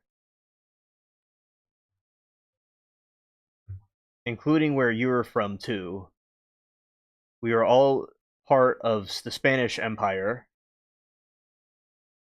and they were Catholic. And then France took over New Orleans, where I am at one time, so they were Catholic. And everybody, the immigrants that came here were Catholic, and the other parts of the country they didn't really click with, so they came to the Catholic region of the country. So other people that were Catholic from different parts of Europe came to the city, so they all just kind of made a click. Although on both sides of my family, I have Protestant ancestors too, uh, also that came here. So there's Protestants too. That they weren't just Catholic. There was also Protestants here, but other parts of the state are Protestant too. It's mainly the city in the south part, I'd say, is more Catholic. Let's see. See, Shia LaBeouf says he was gang member at 30 in an interview. Shia LaBeouf divorced goth. That's sad. He having a downfall. Oh yeah, absolutely. Yes, I know. And I went to Popeyes and tried FNAF meat, and damn, they didn't make it right in my location. Oh, they made it like a Timu. They made a Timu version.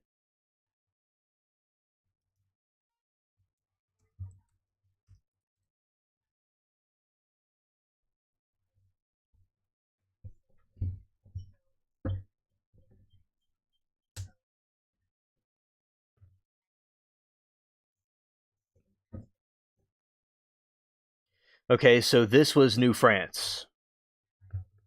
Okay, and right there where Louisiana is, that's where, say, Canada, like the Canadians and the French, so that was also Catholic. And then Napoleon sold Louisiana to Americans, and then Lewis and Clark was rolled through, and here we are.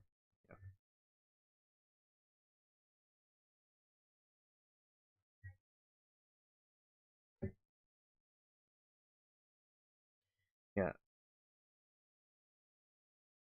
Oh yes, yes. So I'm glad that you like chicken, fried chicken, and I remember when my neighbor was telling me when he was making the chicken with Al Copeland originally.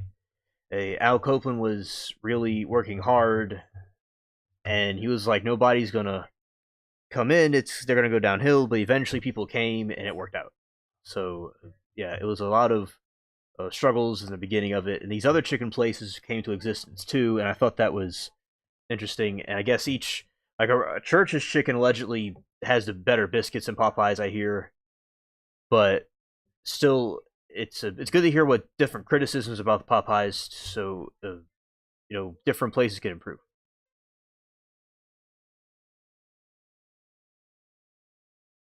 It is delicious, indeed. My favorite chicken from Popeyes is a spicy one because I love spicy things. But yeah, it's especially when it's very hot and you bite through it. It's just this whole world right there. Yeah, yeah. So that was New France.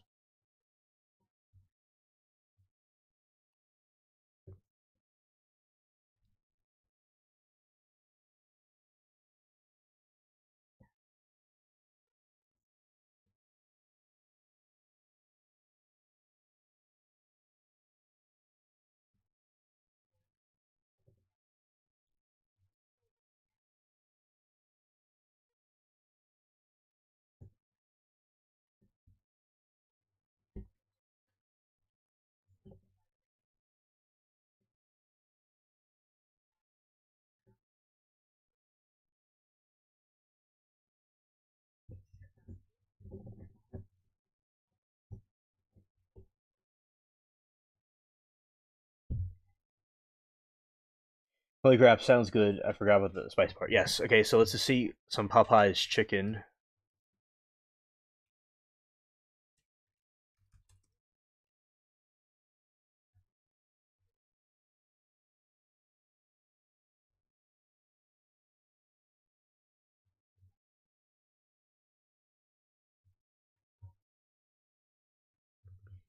Yeah, so yeah, the chicken sandwiches are the best of ones there. So yeah, those are some of the biscuits and the different variations. Yeah, the fried chicken is something in my region, the deep south. It was for a long time. The origins of it are from Scotland and Africa. and it comes from both traditions. It's this type of food is old Southern food going back from generations, and it's spread all over the country. Yeah.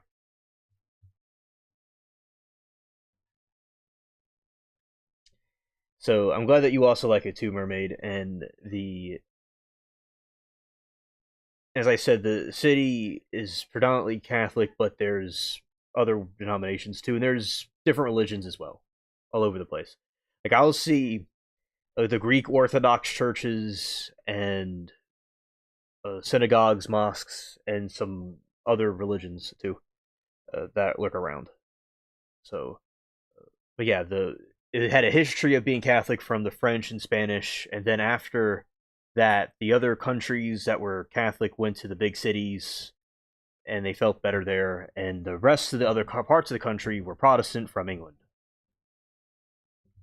Although the Church of England, now something else you know about this, the Church of England is more similar to the Catholic Church technically, except they don't acknowledge the Pope. And the other type of Protestantism that America is more known for is the Presbyterians, the like Baptist types, and that came from northern England and southern Scotland. And this little group of people came to the colonies, and then they made it really big. This big country actually is from a very tiny group of people from northern England, southern Scotland, and Ireland. So that's where there's two different types of Protestantism in England, by the way. Yes, they used to have the best biscuits. I will say, no matter what, it's the most unique. Also,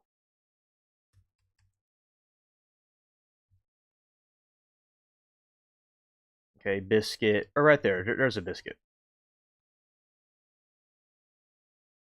Yeah, very good.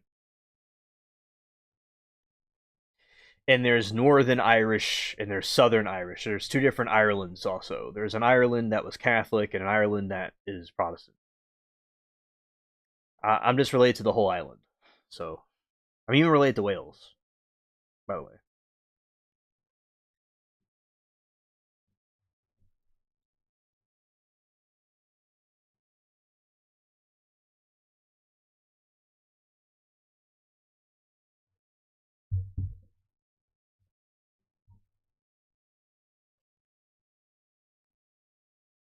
Okay, so there's another example of it right there. More of the Popeyes chicken, and then you got. Oh, it looks like they have some heart shaped ones. That's pretty cool.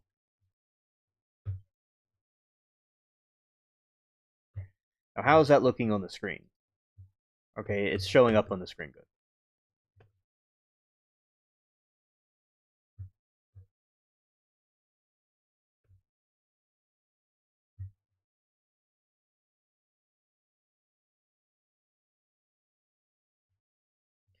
And also the gravy. Oh, this is the logo. All right, this is the classic Popeyes. When I was a kid, it was like that.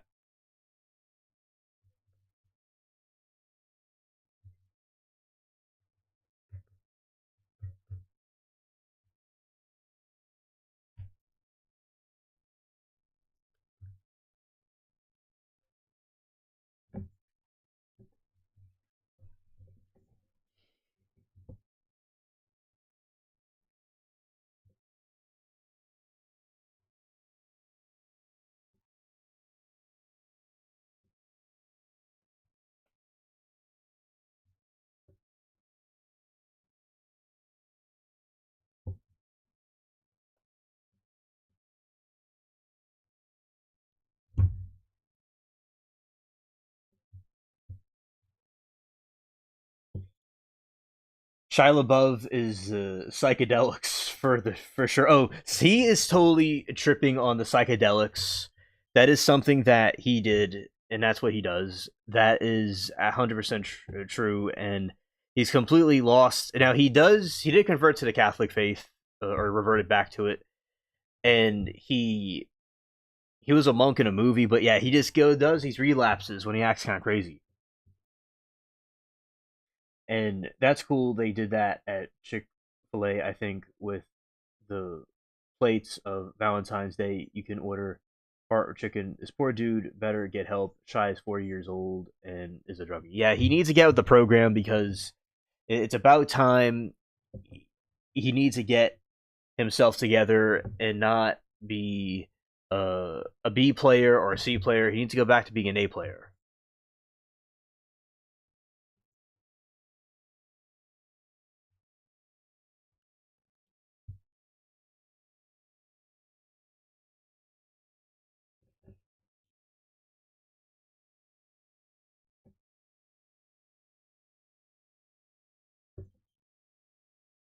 I don't know why.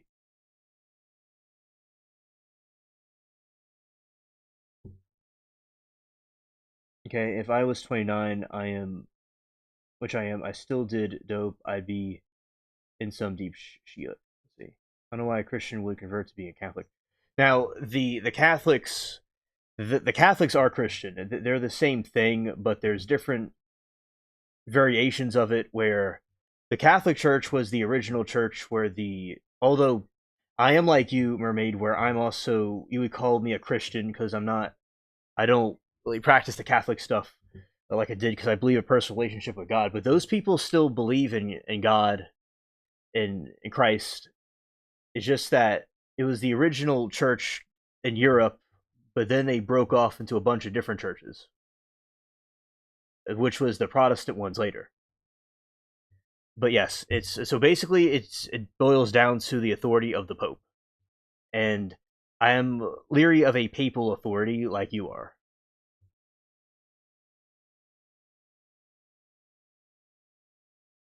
But they have a different type of the Catholics have a different way of viewing it than how you and I would view things. Because I was raised in it.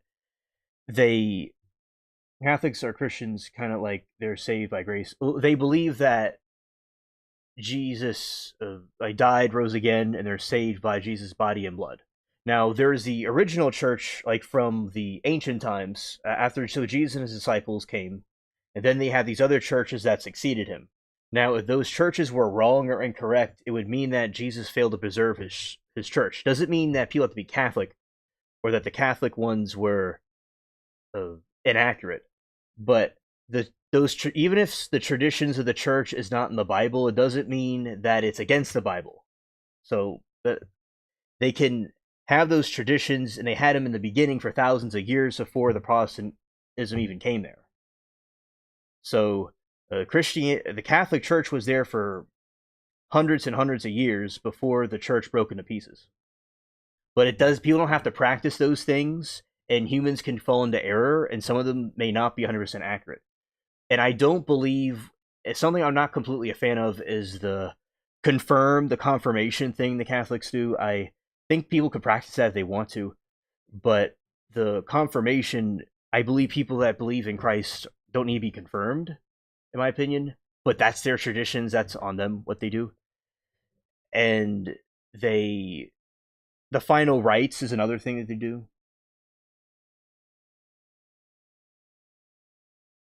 Okay, you study the Catholicism. It doesn't align with either the Bible and their views. Odd to me. I don't know. Oh, Mermaid. I also felt the same way growing up because I went away from it too. But one thing that I was told is that if something doesn't contradict the Bible, it doesn't have to be in the Bible, but it doesn't contradict the Bible, it doesn't mean that it's wrong. So yeah, if there's any teachings that they do that are not in the Bible only goes to a certain point. But Jesus said his church would continue after the Bible, right? So that line of succession that would go to the Catholic Church, then it broke off into the Orthodox Church, and then the other Catholic Church. And those two were but Armenia was the first Christian nation, and some of their traditions rubbed off to these different places. But now I will say, Mermaid, if anything in the Catholic Church is not aligned with the Bible or doesn't meet up with it, then it could be a human error. And I do believe that being Bible based is a great way to go, which I also agree with. Because one thing about the Protestantism I liked was that they're very Bible based and focused on Scripture, where not as much on religious rituals. As I got older, I figured out is that I think some of the stuff from the Catholic Church wasn't wrong, and They're just had unique traditions that the church evolved over time. But I do believe that Bible-based Christianity is very important too. So I used to be against everything in the Catholic Church, but now I understand it's not like contradicting the Bible, and there's anything that is good from there is fine, and then but being Bible based is very important too. Because in Protestant lectures they'll talk about the different Bible stories I never heard of in the Catholic Church. So I do think balance is key. Like I think one extreme being completely against him is something that I'm not, or being completely uh, for it either. I'm just kind of like more in the middle. So, but yeah, no, that was the first. That was one of the earlier Christian churches. All of Europe was Catholic at one time. Yeah, but you see, the King of England wanted to keep divorcing his wives, and they wouldn't let him do it. And then there was theological arguments that Martin Luther brought to the table, and all these people just broke up in these different factions, and now the church breaks up in different pieces, and there's all these Christian denominations everywhere, are fracturing more and more. So no, I don't agree with everything with the Catholic Church, and I'm also like you, a Christian, a Bible-based Christian like you. But I just don't think the Catholics are illegitimate necessarily. If they want to do that, I think it's fine. But that is, especially with the praying the saints, I thought that was wrong in Mary, but apparently, yeah. And the thing with the saints is that, and Mary is that, I thought the first that was like a heresy to do that. But the Catholic interpretation from their point of view was that they're asking a saint or Mary to pray for them, like you ask a friend to pray for you. So it was not like them praying to a deity, but asking someone that's in heaven to pray for them. And Mary, they have a very fascination with Mary because of their church traditions. Now, with Bible-based Christians, we more focus on God and Jesus, and I think that is great. Now, the Catholics interpret it where Mary was very close to Jesus, and he did everything that Mary said. So the earlier church, were more connected, I guess, with the earlier disciples, and maybe that's something they practiced. Where asking her to pray for something, because if more of you, two of you pray, then it'll be done. So I think that's their interpretation. And remember, these traditions go back maybe 1,000 years ago, original Christianity. And I do like the Catholic artwork and their crucifixes. I think that is good artwork. And I used to think it was not good to have statues and images, but I do appreciate the artwork, and it gives off. You know how we had the pool rooms, and there's entities that give off vibes. I think that the holy objects can give off a good vibe to it. So I'm not against those things as long as people don't idolize them and worship them. I think it's an interesting artwork.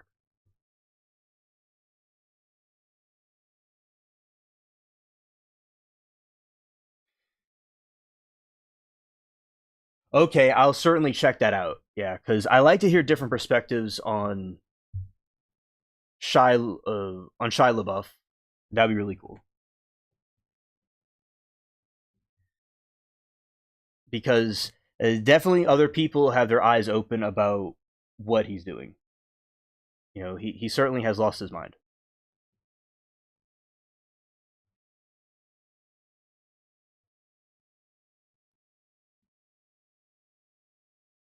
Okay, so that is one of the earlier Popeyes.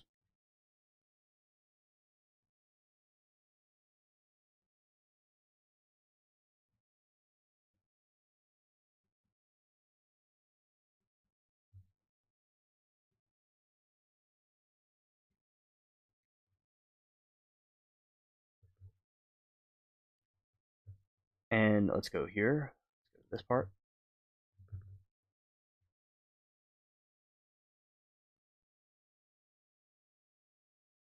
Yes, yes. I think that they believe it Jesus too.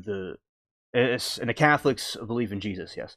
Now, as I said, I think like with you and I believe we're both Bible based Christians, and I do like and that's what I identify as. But I don't mind things from the other churches that are not like it would that are not contradicting the Bible. Like I believe it's a personal relationship with Jesus is important, but Jesus is the focus of the Catholic Church.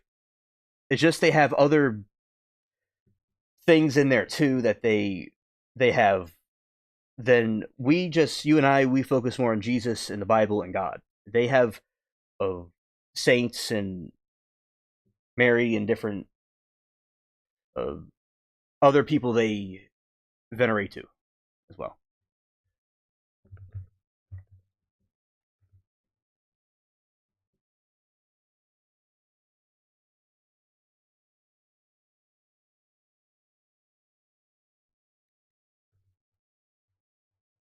And I do believe, they believe in Jesus. That's the important thing.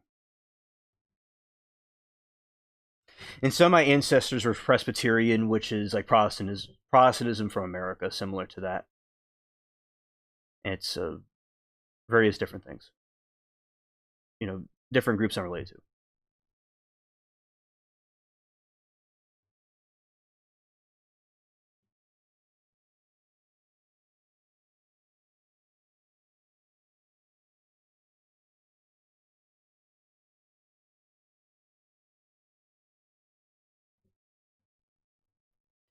Yeah, these are some of the older Popeye signs.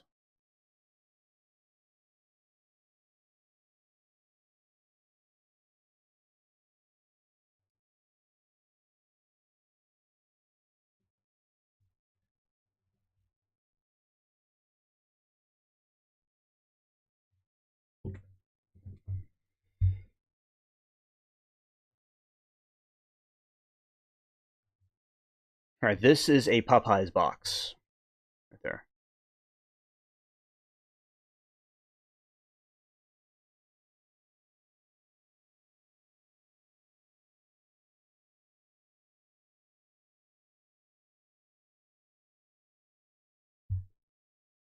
Oh, this is interesting. It's a yellow building. It's a yellow version of Popeyes.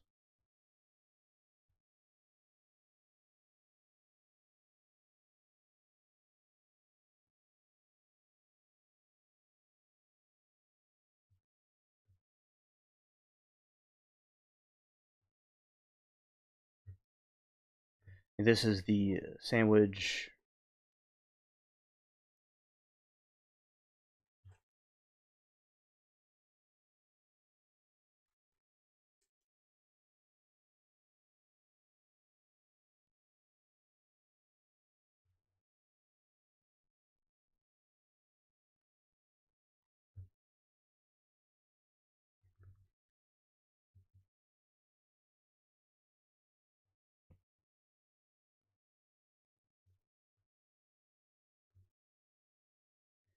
Yeah, I like this sign that they have at Popeyes. It's very, oh, this is an interesting type of Popeyes. It is a little bit different. We have that. That's fine.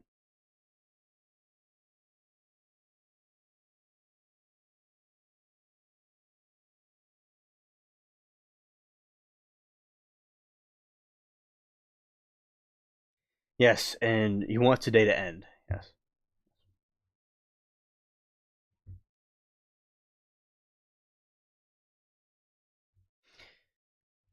Also, Mermaid, I think that meditation is interesting from the kind of, in those Asian religions. The meditation stuff that they do is something else interesting. So I think all kinds of religions have different practices that are universally cool, but overall, Jesus is truth. Is the only truth. Is the only truth. Yeah.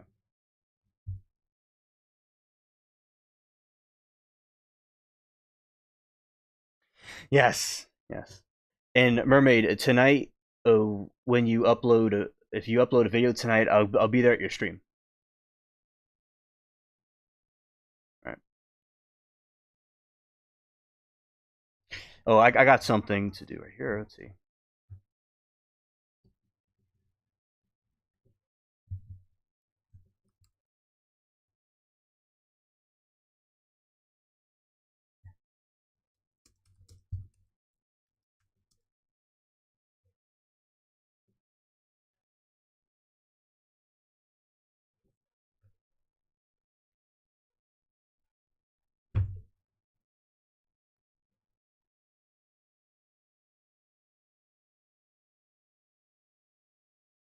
Oh, okay. Okay.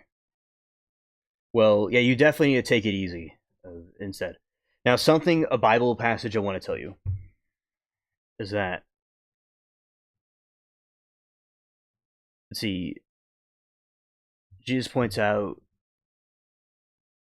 in this right here, the birds in the air and the lilies of the field know, knowing that God feeds and clothes them, even though they do not toil. He asks, are you not of more value than they? So when Jesus was talking about that in the Bible, he didn't want us to worry about different things and be too stressed because he has us all taken care of. So I think that is really great instructions from him. Oh, you're collecting some demo stuff. That's good.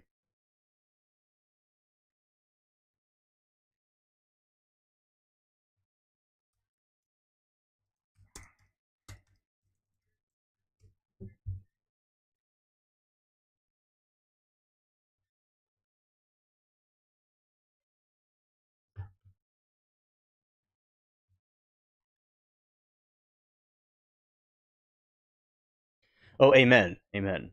And you see, that's why the Bible itself is all you need. And it has so much great knowledge in it to help those that are having a problem. And that's it. And Jesus has everything taken care of as he works in unity with the Father, Holy Spirit. And yeah, that is very cool. Let's see some more verses. Yeah. When I was growing up, I would watch the different pastors on TV talk about Jesus and the Bible, and I just love the Bible stories, and that's why I like that the most. You know, King David and Solomon and these different people I never even heard of. So the Bible is all you need.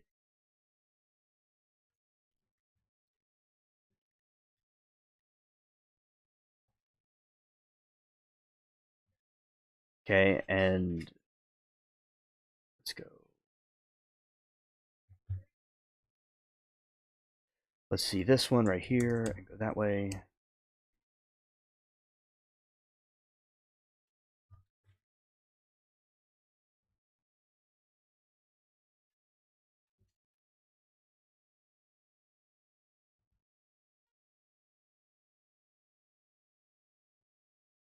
Well, this another one I like is the eye is the lamp of the body. If then your eye is healthy, your whole body will be full of light. But if your eye is diseased, your body will be full of darkness. If then the light is in your darkness, how great is the darkness? So that's why he was talking about a sound mind is a sound sight. And another thing is the baptism, the infant baptism, which I was baptized as an infant. That I do believe that it's up to the person as they get older to willingly commit themselves to God. Because people can be baptized, but it's important to not fall into sin and live a bad lifestyle. Also, why people turning away from God and doing something evil. So even if someone's baptized in their youth, it doesn't mean that uh, they could still lose salvation. Possibly, is what I think.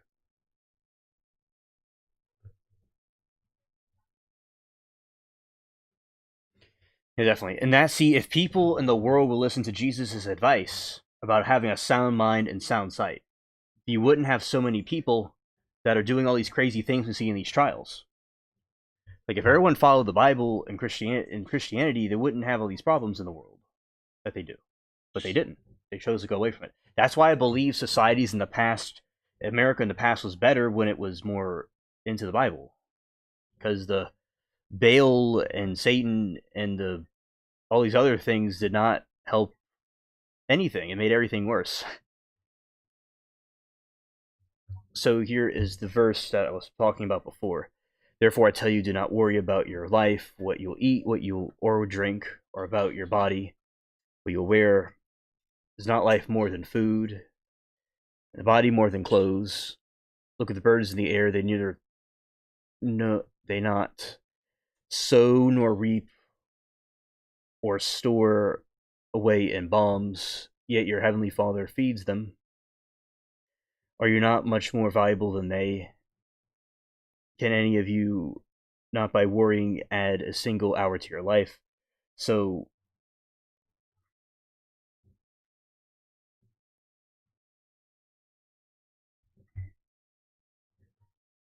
So when Jesus says that, he doesn't want people to be worried about things because he'll take care of everything.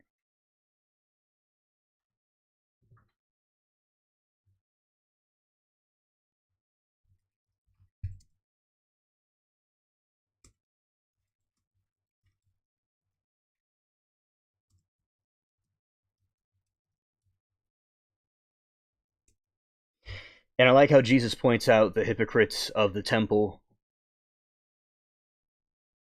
That is something that he was good at doing. There's lots of hypocrites in the temple. The Pharisees.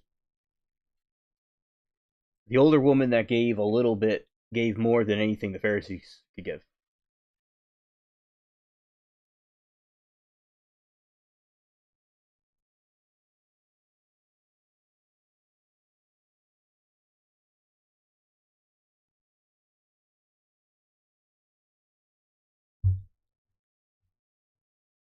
There's a parable of the lost coin, and Jesus describes a woman who has 10 silver coins but loses one. Because the coin is valuable to her, she takes significant steps to find it. Lights a lamp. In ancient homes were often dark and had few windows, making a light necessary to find for a thorough search. And we know that God is the light in the darkness, because there's like you see in society these days, everything is dark with all the riots and stuff going on and messed up things in the world, even your own lives with the court stuff. That's the darkness. But Jesus is the lamp, is the light. And she clears the floors, uncovers the coin, which might be hidden under the dust or furniture. She does not stop looking until the coin is recovered. See, she never gave up on it, and she kept on doing it. And eventually, until she could find it.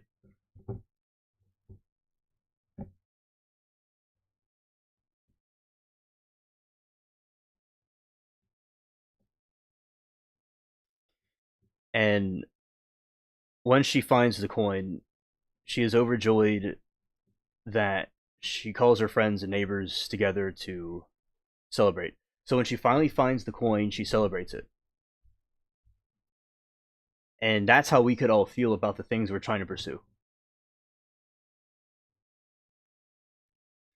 And this is the meaning of that story. Jesus told a parable to illustrate God's relentless pursuit of every individual soul. He concludes the story by saying, "In the same way I tell you, there is rejoicing in the presence of angels of God over one sinner who repents."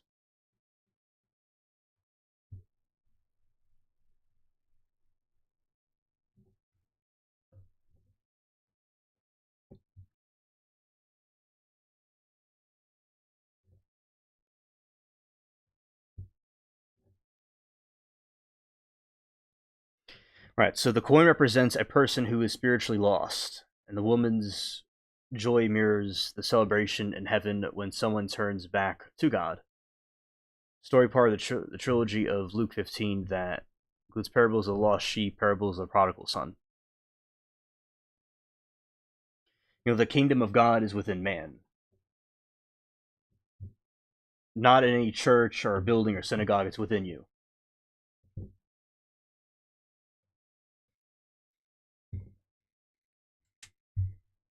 see.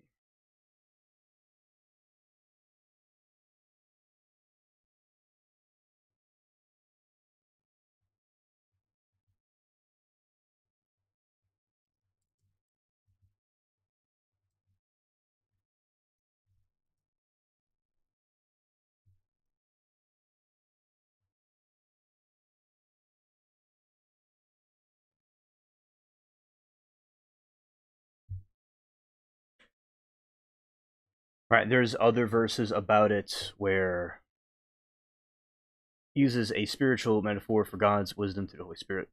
And Corinthians is the Spirit searches all things, even deep things of God. And then what no eye has seen, and what no ear has heard.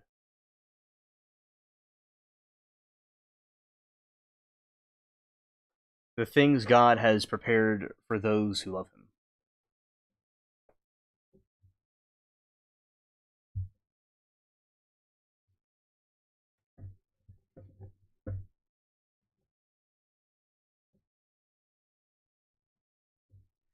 Both letters in Corinthians discuss the finding value in unexpected places, much like the woman finding the silver coin in the dust.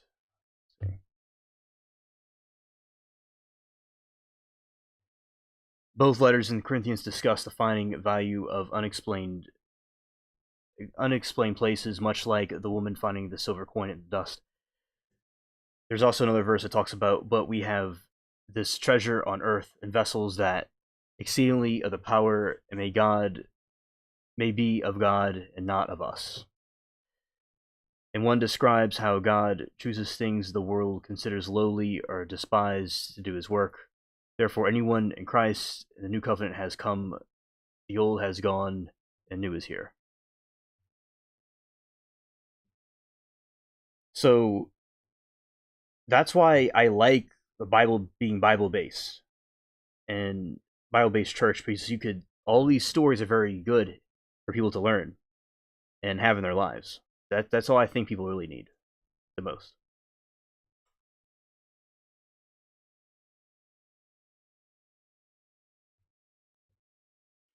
All right, and then it also talks about how love is patient, love is kind, it always protects, always trusts, and hopes, always preserves. And now these three remain in faith and hope, love, but the greatest of these is love. Right there.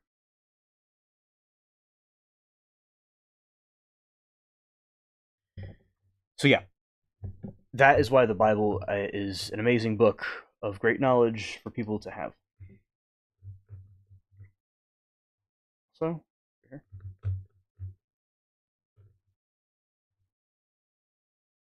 And let's see what the Popeyes menu says.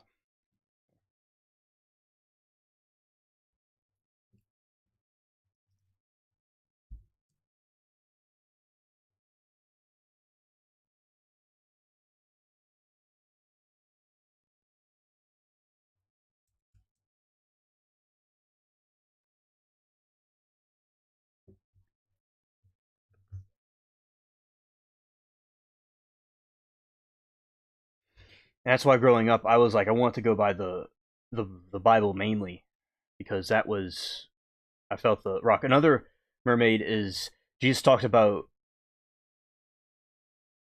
Yes, that is good. That is good. I have many Bibles.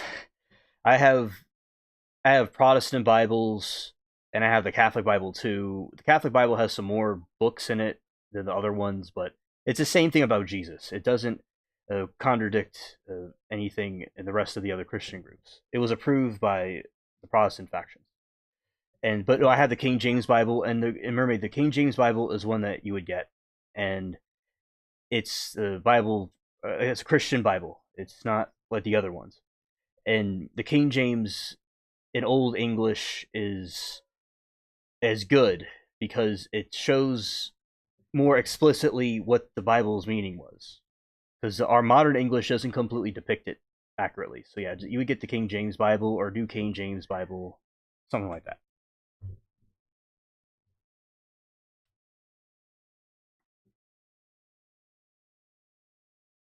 Yes, there's one thing Jesus talked about is the house being uh, built on the rock and one being built on the sand. So the house that there's a storm comes to both houses. So that means everybody, if you're religious or not, is going to go through some bad things. But if your house is built in the rock, you're going to make it through. And the house built in the sand washes away.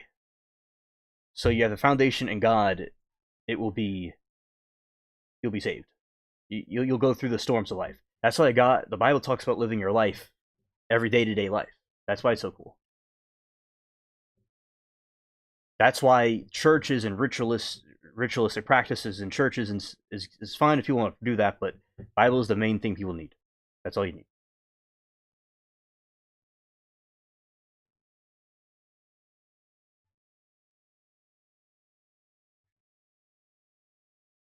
Okay.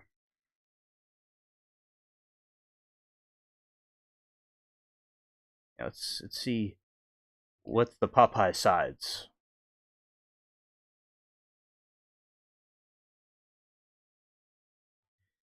All right, so home style mac and cheese, Cajun fries, and mashed potatoes with gravy.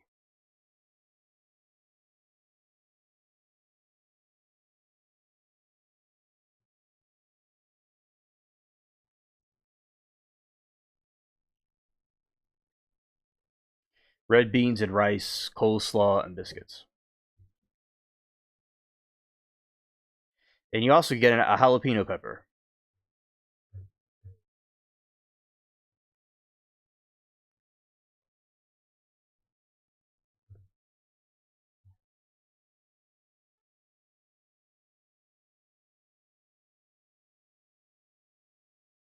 Right, right. Yeah, very delicious. Very delicious. All right, let's see the family meals.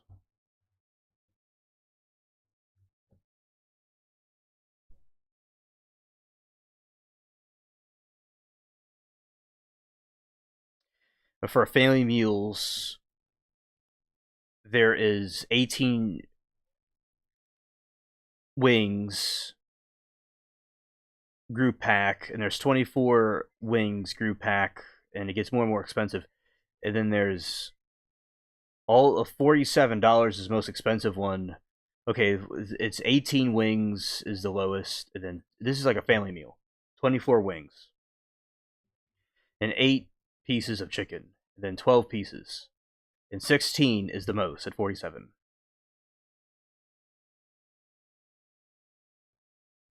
8 tenders, 12 tenders, 8 pieces of chicken. Oh, 1 gallon of sweet tea, 1 gallon of unsweetened tea, a gallon of lemonade. Lemonade and sweet iced tea is another Southern classic. The yeah, like lemonade is something they like to drink. The South. All right, seafood.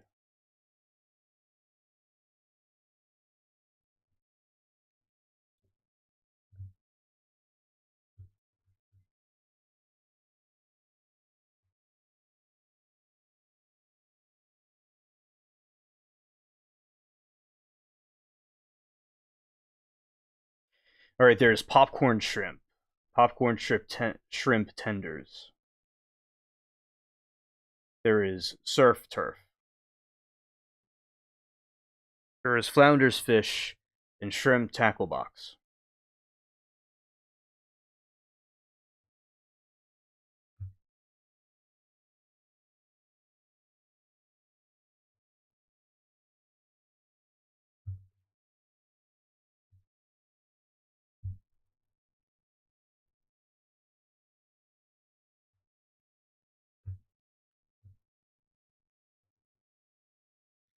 Okay, and we got some spicy wings. That looks good. Wow.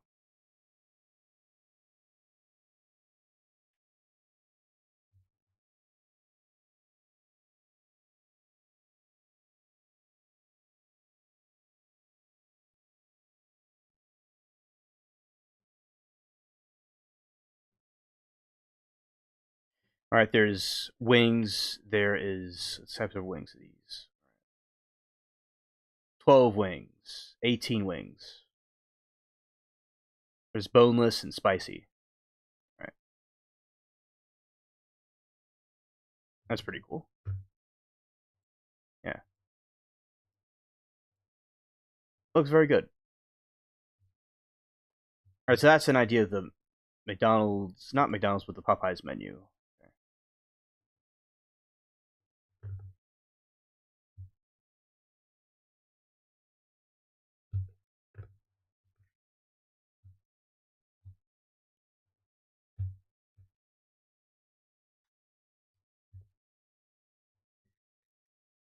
Okay, now in this point in time, I